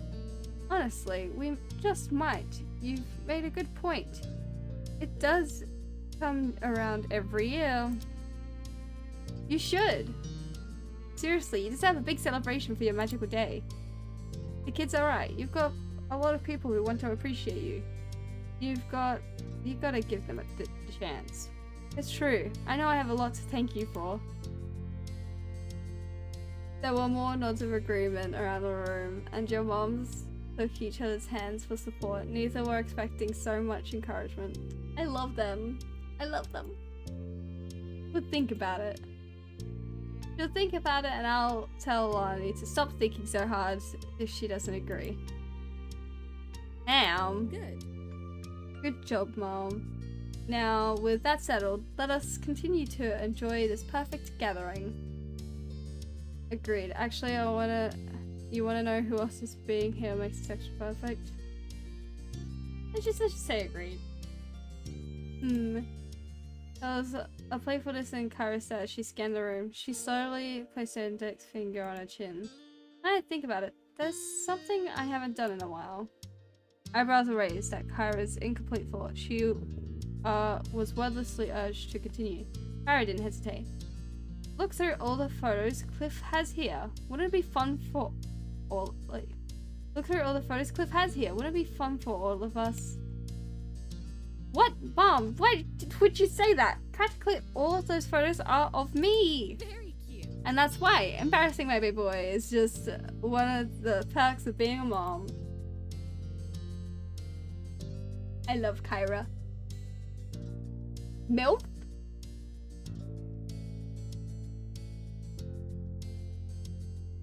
Anyway, much to Cope's dismay, his mom was thoroughly entertained at this outburst. She winked in your direction.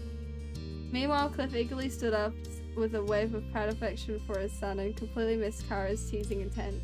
Oh. I think that's a great idea. Anyone else interested in these pictures? Yeah! I am! Lee shot her hand up before Cliff could even take a full step. Carrie and Miranda snuck each other glasses before nodding with matching grins. That sounds swell. That's fantastic. That'd be lovely, Cliff. Mom tried to hide her amusement behind her hand, but she couldn't stop the snicker that slipped out. Oh boy.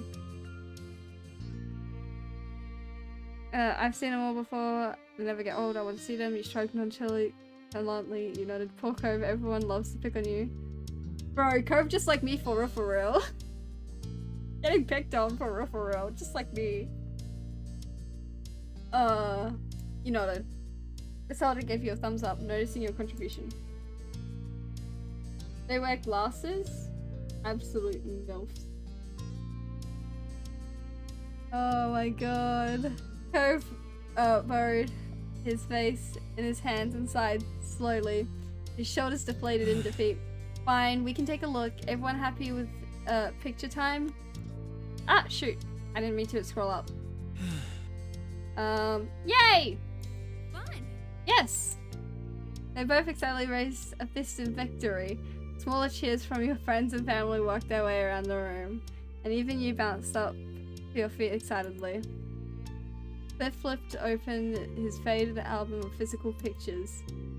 He held it up to his face, the corners of his eyes crinkled, and though the book covered much of his face, you were certain he was smiling fondly. But he didn't keep it to himself long. Laying the family album on the dining table, you and the rest of the party gathered around to get a peek.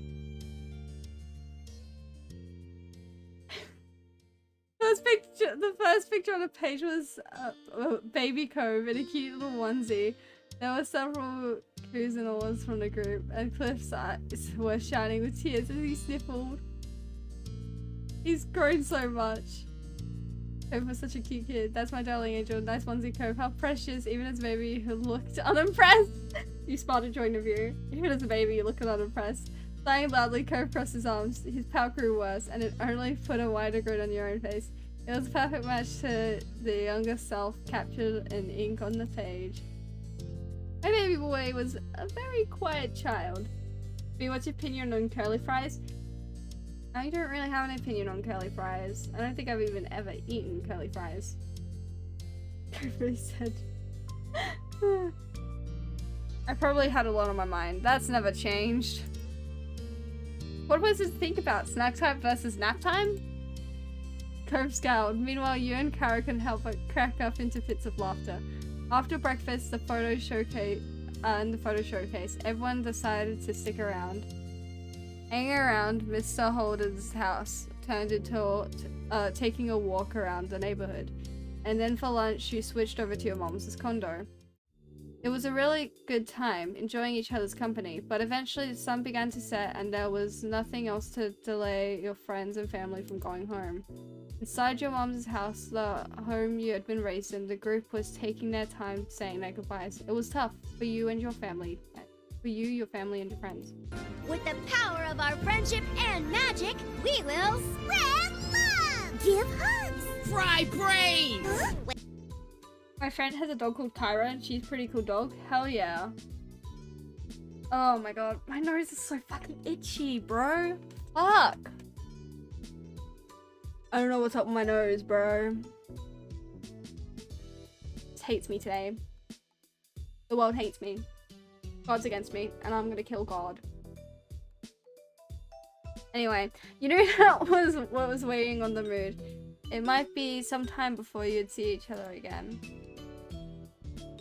It was a pleasure having you all here, and you're welcome to come around again anytime. Ma wrapped an arm around Mom with a light chuckle. Mom leaned her head gently into her wife, and they both beamed. I appreciate it. Absolutely. I know we're all adults with our own hectic lives, but we appreciate the time taken to visit. Ice in it? What? What? Sorting Liz crossed her arms. She leaned one hip out to the side while her lips curled teasingly. You make it sound like this was such a struggle. Some of these people still live here, and it was a vacation for everyone else. Even so, it was very thoughtful, and I hope everyone has a safe trip home. Kara clapped her hand on Cliff's shoulder. He was puzzled as she leaned in so he could hear her. That means you too. It's dangerous crossing the street. Remember to look both ways. Hey now. Yeah, good luck with all the important grown-up things I'm sure you'll have to do when you're all out there. Definitely. I'll give updates next time something exciting happens, or something lame, so I can vent about it. How nice. I'm glad Lee won't be forgetting the little people. Never ever.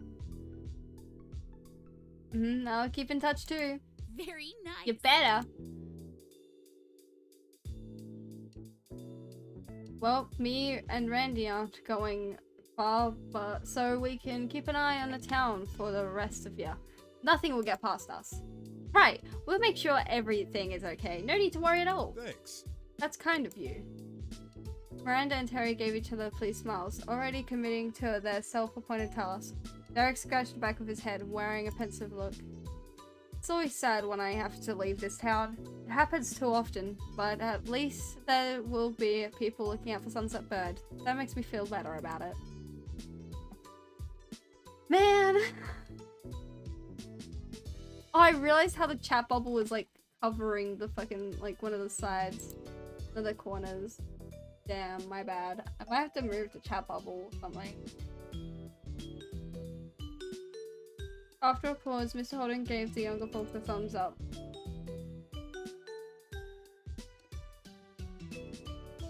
Great. That's all great. You've got a lot to be proud of, and a lot to be looking forward to. Well said, Cliff. I'm thankful that I've been privileged to witness the growth of you've undergone over the years. You've each matured beautifully. Cove was touched by his parents' words and struggled to come up with something to follow. Yeah, it's been good seeing everyone. No one had taken a step yet, and you couldn't put this off any longer. It was time to say goodbye. Goodbye, I'll see you again. I miss you. This was fun. Thanks for being here. I'm so glad we got to do this. Me too. Today was even better than I imagined. I won't know what we're gonna do without the kids around. I know. They keep us young. We're not that old. Some of us still got it. She winked at Cliff teasingly. He shook his head. Both of your moms laughed at that, and you caught several more cracks of smiles among your friends. Afterwards, there was more sniffling and hugs, a lot of hugs. Then people started trailing out into the street, seeing others off. Friends and family got into their cars and left the neighborhood. By the time things had fully settled, you realized that the sun had set. Earlier, you and Cove decided on having a car pick you both up. Neither of you wanted to bother your parents after such a long day. It'd be a little while longer before it would be there though. It was the right choice, as both sets of parents shot you weary looks. The four seemed ready to call it a night. It didn't take either you or Cove very long to assure them that it was okay to head home and go to bed. With one more round of goodnight and goodbyes, your families returned to their condos. Then the only people left on the street were you and Cove. Cove closed his eyes, humming happily. While he waited for it to pass, he stared up at the sky. Shout out to Ninja? No. Oh my god.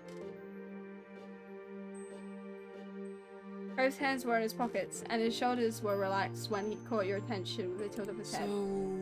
Can you guess what I'm thinking? Well, at that moment, you were... Oh, go!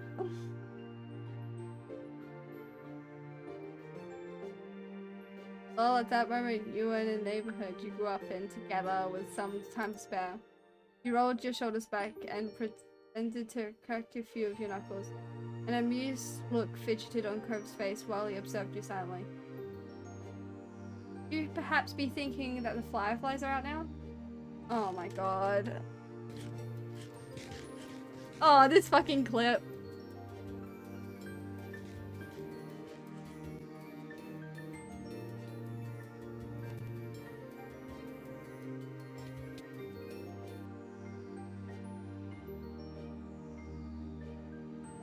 You love to see it. The bullying.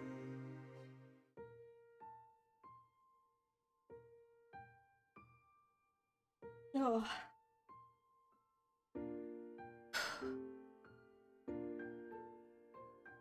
Right. Right, do you want to go to the Poppy Hill before we leave? Always. There was an eager bounce in your step as you and Cove crossed over towards the hills behind your mum's house. Side by side, you stared out at the view in awe. As you imagined, the hill was dotted with the glowing firefly light. It perfectly reflected the memories of childhood held closely in your mind. Cove also... Oh my god, Cove sighed contentedly. I feel like also shout out to Shelby's Corner. Hell yeah, shout out to Shelby. I'm trying my best to get them, but it's taking me forever. Shout out to Humphrey. Hell yeah. It's okay, I'll keep protecting it. You win this round. Okay? I mean, you gotta get across to their island and break their bed before 30 seconds. That's the best. I love cream pies, baby. I'll be sucking them down all day. What? Us? Shout yourself out, motherfucker.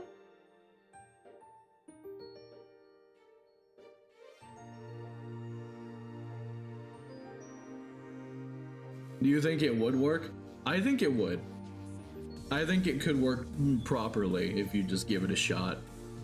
I think too many people are unwilling to give eating through their asshole a fair shot. They're not willing to listen to reason. They're not willing to sit down. I have to sit someone down and tell them, you could do it. I bet you could. You might not get the taste, because there's no taste bud.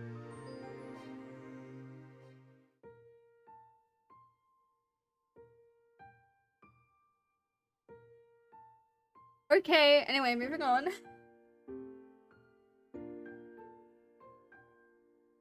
Speaking of sus clips, huh?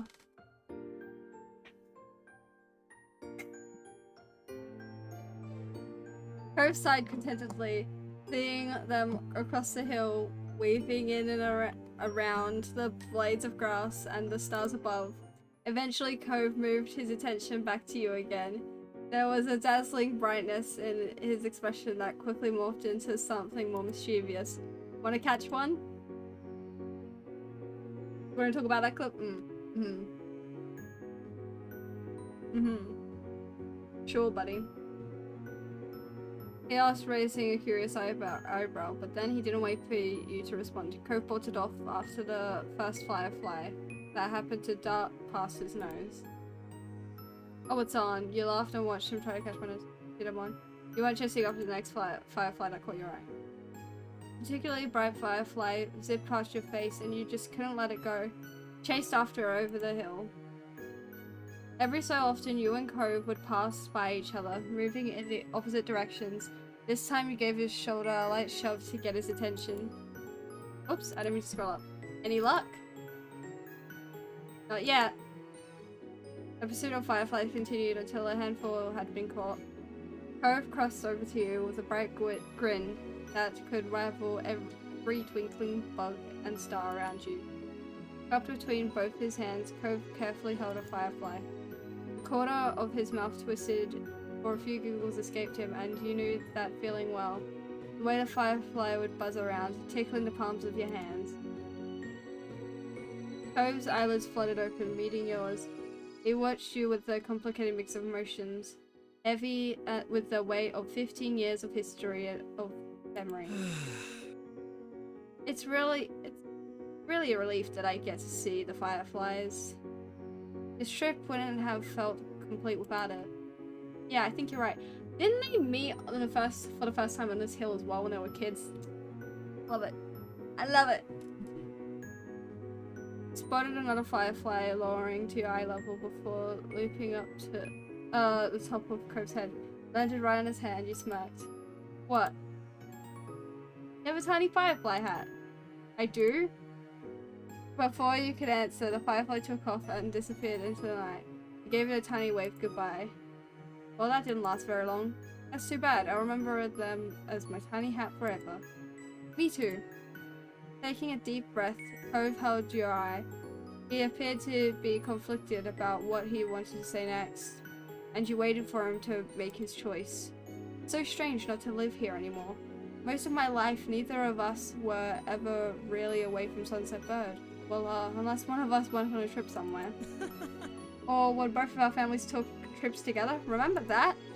Chuckled, losing himself to fond reminiscing. You couldn't help but match his grin. I like that road trip one a lot, though I don't think we all could squish into that RV again. We're way too big. Laughing, Cove shook his head.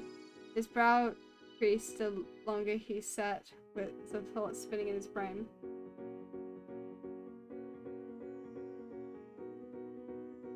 Held his eye, Joan held his eye and put it back in the socket. Oh my god.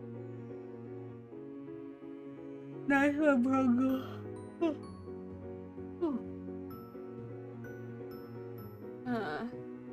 Those visits back then with my mom, I remember what a big deal they felt like then. To be away from here without anyone else coming for a whole few weeks. Oh, how little we knew. Or how little I knew. I don't know. I don't read that properly. Hey, what did you use to tell your mom about me when I was trips to see her? We were so innocent then. You nodded. We were so innocent then. Tired bee? I am a little. CB makes a tired bee. Yeah, we're getting close to the end of this, and I really want to finish it. I want to finish it this stream, because I'm pretty sure this is, like, the end. Sighing, Cove slowly shook his head. You offered him a small, reassuring smile. You were, and now we're just adults, somehow. Finally, Cove parted his hands and released the firefly back to the hill. Where? It flew up around his face before darting away off into the sky, but your gaze was fixated on him. Because I was getting fat dubs in Fortnite? Nah, all good. What was the clip? What was the clip that played? Shit. I've never won a Fortnite game. God, Prongle, that's so lame. You're not a real gamer. You're not a real gamer. God. Sorry, I'm like really tired from reading out loud. But again, we're nearly finished. And I want to finish this stream, otherwise I'm never gonna get it done. And I'm gonna put it off for months again. And I don't want to do that.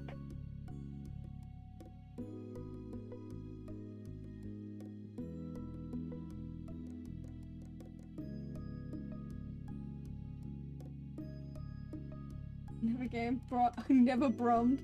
Thanks, Spot. The one about white people? No. I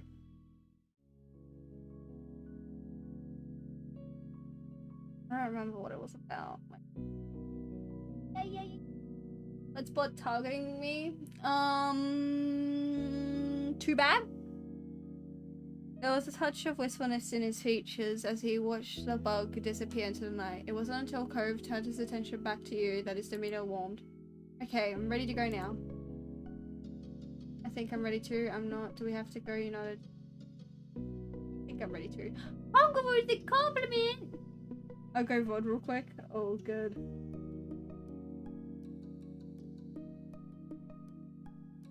Anyway. Prongle. You know what? Seeing you in my chat always brings a smile to my face. It's always good to see you, Prongle. I really do appreciate every time you come in and drop a little hello. Even if you say my name wrong sometimes. I know that you say Shelby's name wrong, that's kind of funny.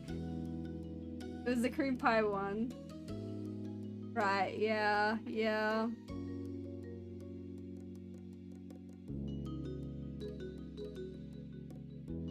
Oh god, I'm so tired. Dude, I tried to get an early night, right?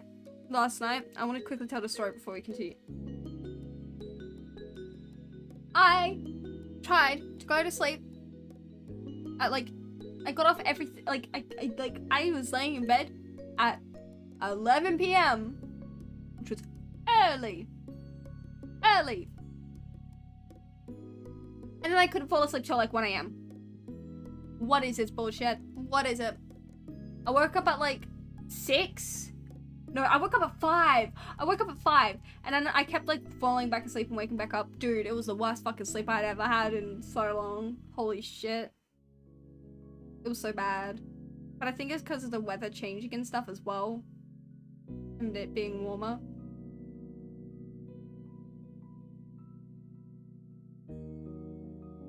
But holy shit, it was the worst sleep I had ever had.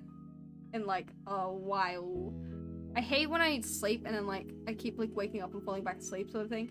I did that for so long and then I actually ended up properly waking up at like 10. I mean actually I think around 6 I did get up and eat breakfast because I was hungry and then I fell back asleep not too long after. And then I woke up at 10 and that's when I actually started getting up to do things. So my fucked up sleep schedule. Anyways, are you sure? Yeah, it's just goodbye for a little while.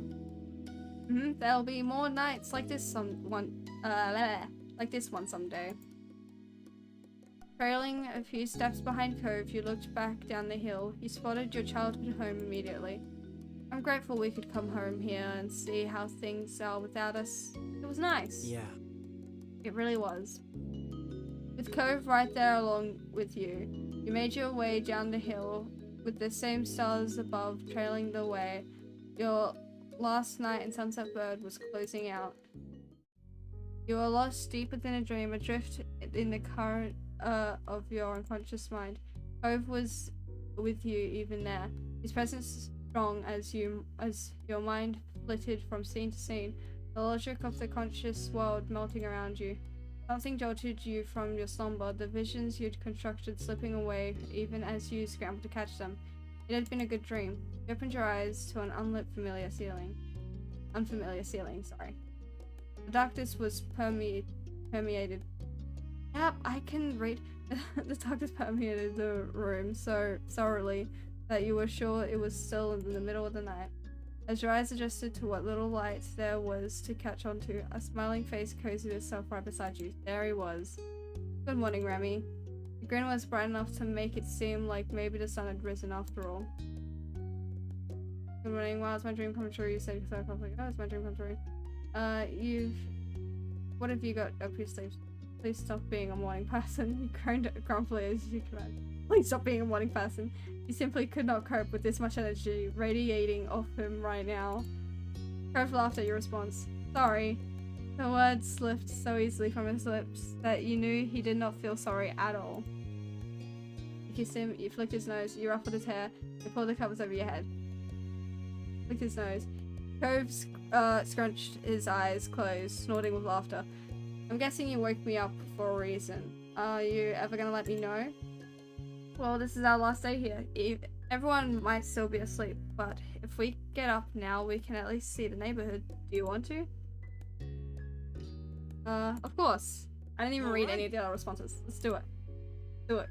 Great. Then he held out one of those hands to help you get up too.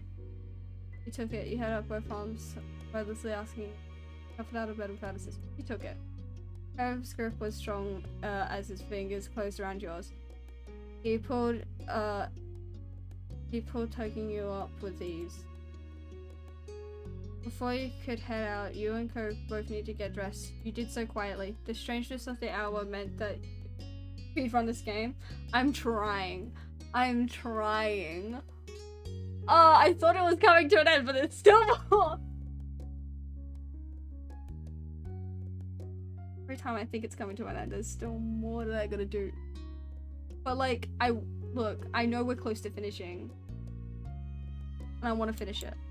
Who's messaging me?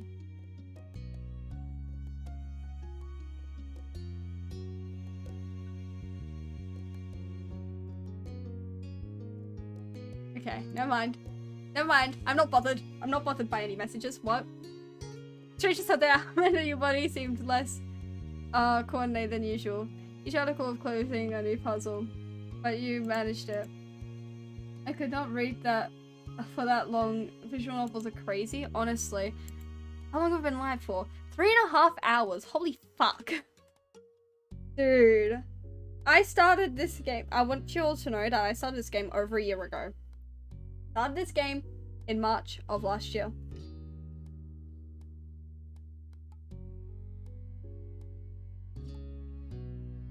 And I only just returned to it recently, because I think I stopped playing in like March of this year. And I hadn't returned to it for months, and I wanted to play it again. It had been months, and I want to finish this. And I will finish this. No one can stop me from finishing this. Two of you were eventually ready to head out into the wide world. Dawn still hadn't broken when you left the hotel, yet it was easy enough to get a ride into Sunset Bird. The journey was peaceful. You might have expected sleep to attempt to claim you once again, with the night still so dark, but Cove's excited energy was infectious. Morning was finally starting to come over Sunset Bird as you arrived, almost like the sun itself wanted to be there to welcome you. Cove turned towards you, his eyes sparkling with anticipation. One more summer beach trip? You laughed, nodding to reassure him, as if there was any alternative now that you were here, and he was looking at you so eagerly. Yeah, one more.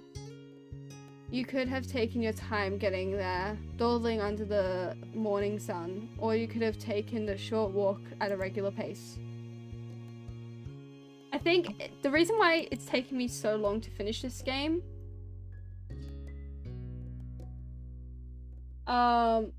is because look, it takes me so long to complete games in general, but completing like games like this where you have to read out loud, woo!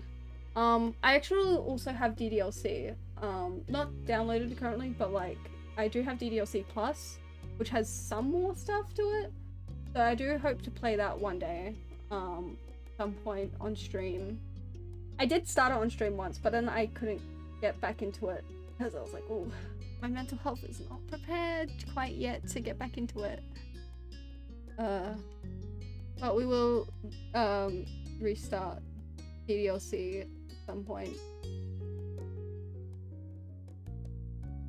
At some point. But yeah, it takes me forever to complete games in general, especially games that include reading. They also get really distracted really easily. And both of those would have been just right for some other occasion, but this time, without either of you saying a word, you and Cove set off sprinting. The two of you tore gleefully down the street towards the beach, as excited and as ungainly as the kids you'd once been. You were laughing with joy and at the absurdity of it all. Being here at the break of dawn with the boy you'd once discovered on a nearby hill who never completely grew up, as it was still clearly You did your best to keep the noise down. It was still early. I can read. You did your best to keep the noise down.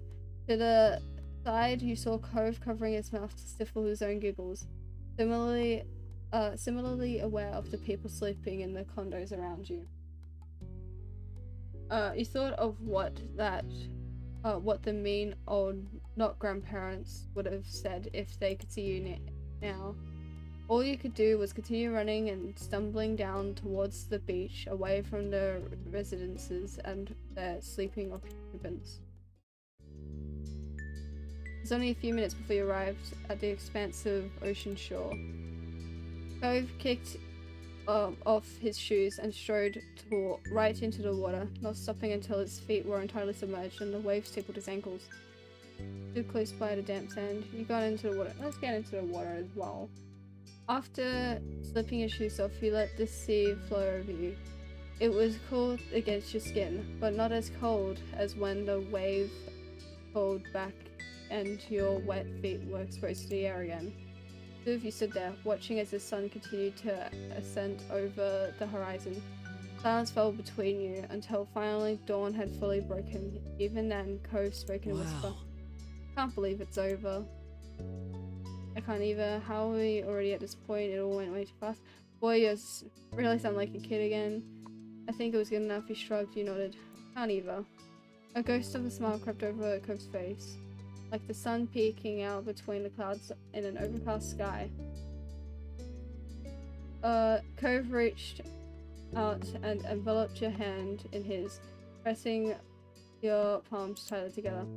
Silence returned for a second. I'm glad we came this morning, and that we came on this weekend, this whole visit back. I can speak. Fuck. I'm so glad. More than anything, I'm glad for ending up in this town in the first place, where I got to grow up with a really nice neighbor. I wouldn't have it. I wouldn't have wanted any other life. I'm most grateful for meeting you too. The same way, Space Cadet. Thank you. Thanks for being here. He smiled. I'm most grateful for meeting you too. Cove looked over at you, out of the corner of his eyes, and not turning his face away from the sea. The expression was full of affection. From the gentle curve of his smile to his clear, contented brow. It was a stark contrast to the tears rolling down his cheeks. I love you. I love you. I love you. Whoa, whoa, whoa, whoa. Whoa, whoa, whoa, whoa. Surely this is coming to the closing now, right? This is surely it. Counted yourself lucky. Even though you were leaving now, this place had gifted you with so much that you'd carry with you wherever life might take you. The memories you made, the lessons you learned, the people you'd built relationships with. You'd keep those pieces of your life in Sunset Bird forever. You stood with Cove, silently watching as bright rays swept away the last of the night's shadows until the day truly arrived. The spirits were high as the sun rose ever higher in the sky. The two of you had found yourselves meandering back to the neighborhood street on sandy feet, rolling down a path just as you had done thousands of times before. This is where it all started. You were compelled to look at this exact spot you'd first encountered Mr. Holden, sitting dejected on the curb. He wasn't like that anymore. Still, you couldn't forget the day it began, just as you couldn't believe what an adventure it led to. Things had never been the same since that moment, and you couldn't be happier for it. Your mental lingering on that meeting had turned physical, causing you to stop in your tracks.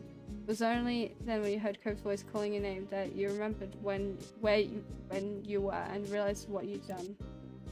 The fuck is happening? Hi, Blood. We're playing a visual novel game that I started like over a year ago and had stopped playing for months, and I decided to get back to it and finish it. I'm feeling really tired though from reading so much, because reading out loud makes me tired like that, you know? And what a present it was. A shining sun, a clear blue sky, and Cove by your side. all the most natural things in the world. So what's the next step? You watched Cove expectantly, waiting for him to guide you forward from here. There was a crinkle around his eyes as he laughed. It's up to you now.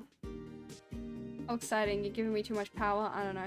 But I don't want to be. You should pick. You climbed up. You're giving me too much power. Aren't you worried about it going to my head? What the fuck? The visual novel that I played over a year ago. I started it over a year ago. I stopped playing it around March. And we were really close to the ending too, and I was like, fuck, you know what, I gotta get back into it and finish. So I decided to do that today, because I didn't want it to leave it lingering for too long. So I have all the VODs on my VODs channel, I'm pretty sure, except for maybe 1 or 2 that might be missing because I didn't get around to uploading those on there, but they are there. They're likely going to be there. I think I did have a playlist for Our Life playthrough, but I think I kind of lost track at some point. Cove smirked, shaking his head. It's okay. Don't worry about it. I'm listening, so go ahead.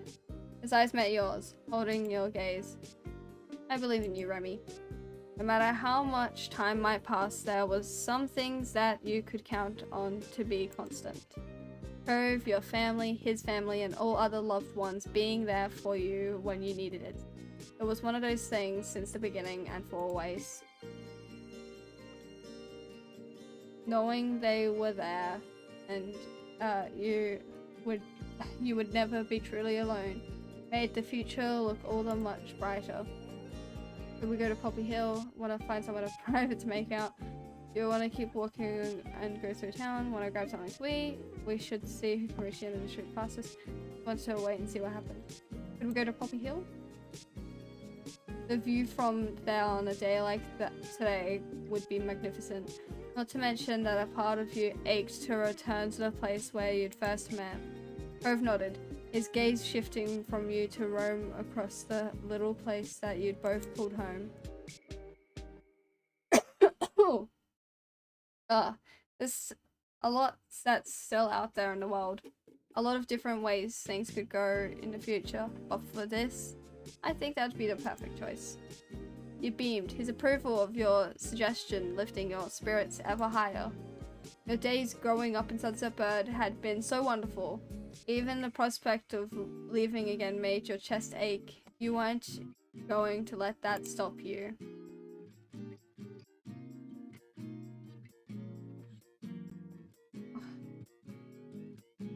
It would be hard, but you knew that it would still be here, waiting, whenever you wanted to return. Facing Cove, who'd been by your side through it all, you knew that one day you would look back on these moments now, just as you'd fondly reminisce about your childhood growing up here. Oh my god. Each happy moment that you experienced became only a memory of what used to be. But that was what life was, and it was okay. As it was from the beginning and continuing that way for always. Life took another step forward.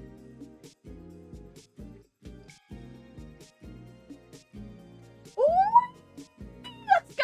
You can always come back again, always. The end, let's go! Fuck yeah! Oh my god. Let's look at the gallery.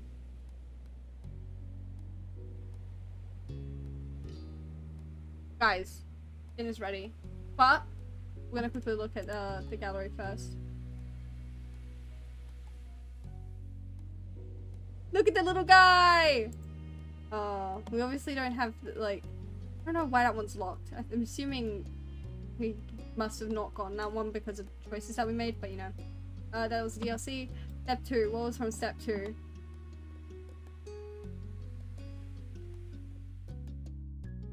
Sorry, I'm like, I got, oh, let's fucking go, we finished. Oh, that's base. Oh my gosh, that was that moment when we Cove, my beloved. Bro, my beloved. Thanks, Spot. That was the moment when we kissed Cove. I remember because I was asking the chat, what do we do? Because there was an option to kiss him. I was like, well, do we want to do that? And everyone was like, yes, yes, yes. And I was like, fuck, let's do it. That was great. I'm glad I got that. Slide me through the window. You love to see it. So the only ones we're missing from here are the DLC ones. Look at that. The art is just so fucking cool, dude.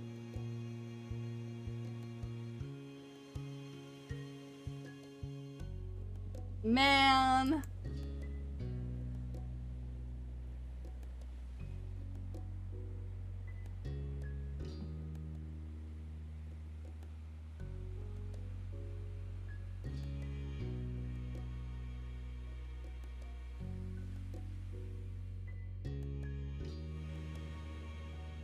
Oh my god.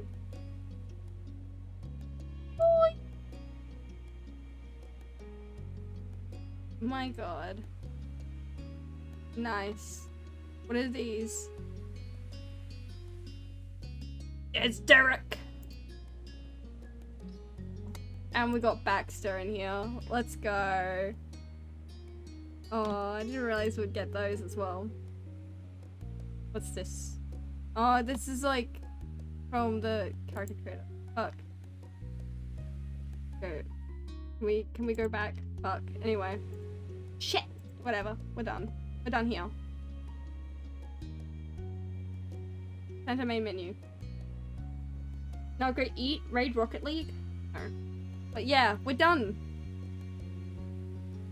We're done. Oh, let's go. Fuck. I'm gonna close the game now.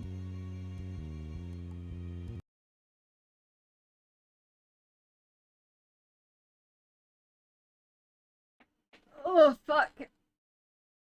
Okay. Alright. Well, now's the time that we end, but, yeah, thank you for joining us. Oh my god, that was nice. I feel fulfilled finishing that. That was great. That felt great. And finally finished that. Finally put that, chapter to an end. Let's see who's live. Jeansy's live. Garbaggio's still live. Walladude's live. FX is live. So there's two people from here that I want to raid. There's FX and then there's Garbaggio. Because Garbaggio is doing that bit/subathon. And it's been going for over 250 hours. How close is he to finishing? Because I know his timer was starting to run out. Starting to. Rocket Raid? No, we're not doing that. Rocket League, shut the fuck up, you two. Shut the fuck up. I want to see how much is on the timer for Garbaggio. Then I'll figure out who I want to raid.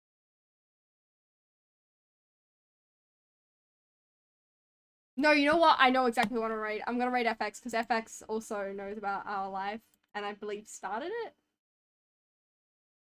Garbaggio has 9 hours left on the thing. I do recommend this other person though, as well, for real, for real. Let me shout them out. Shout out. Garbaggio plays. Oh, fuck! I fucking... How did I mess that up? Garbaggio plays... Shit. There we go.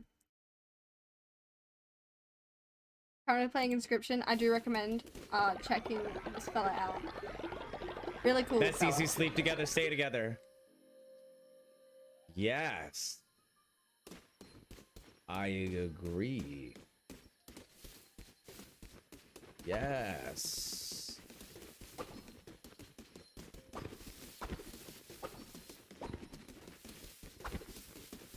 But yeah, highly recommended. Morsels. No morsels? Okay, I'm gonna... Okay. But we're gonna... Oh my god. How's my OBS looking? Ooh!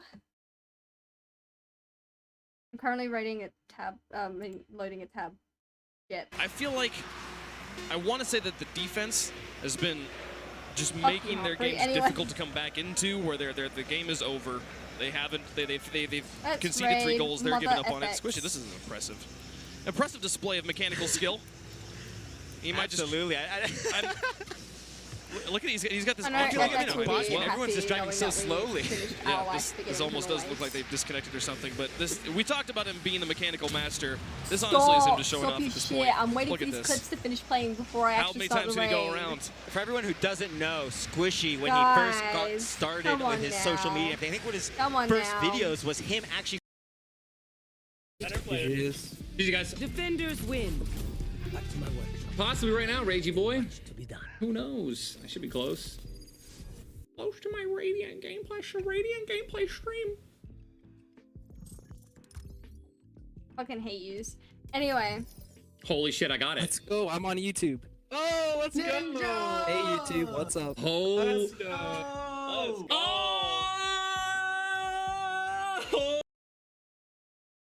Anyway.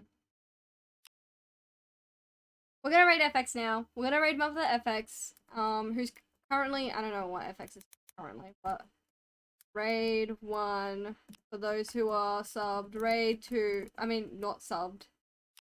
Raid 2 for those who are subbed, so my brain's not working. But, chat, I love you all / piss. Have a beautiful day or night wherever you are, whether on Earth or in space. Mwah, mwah, mwah. I'll see y'all in the next one, which might be tomorrow depending if I finish my schoolwork. If I finish my schoolwork, you're all gonna know about it pretty quickly, and I might end up streaming tomorrow, and because I cannot describe how excited I am to finish, because I'm pretty close, and I'm just waiting for feedback from my teacher, which I'll be hopefully getting tomorrow. So, that's all. See you on the next one. Goodbye. Go give Mother FX some love for me. Mwah!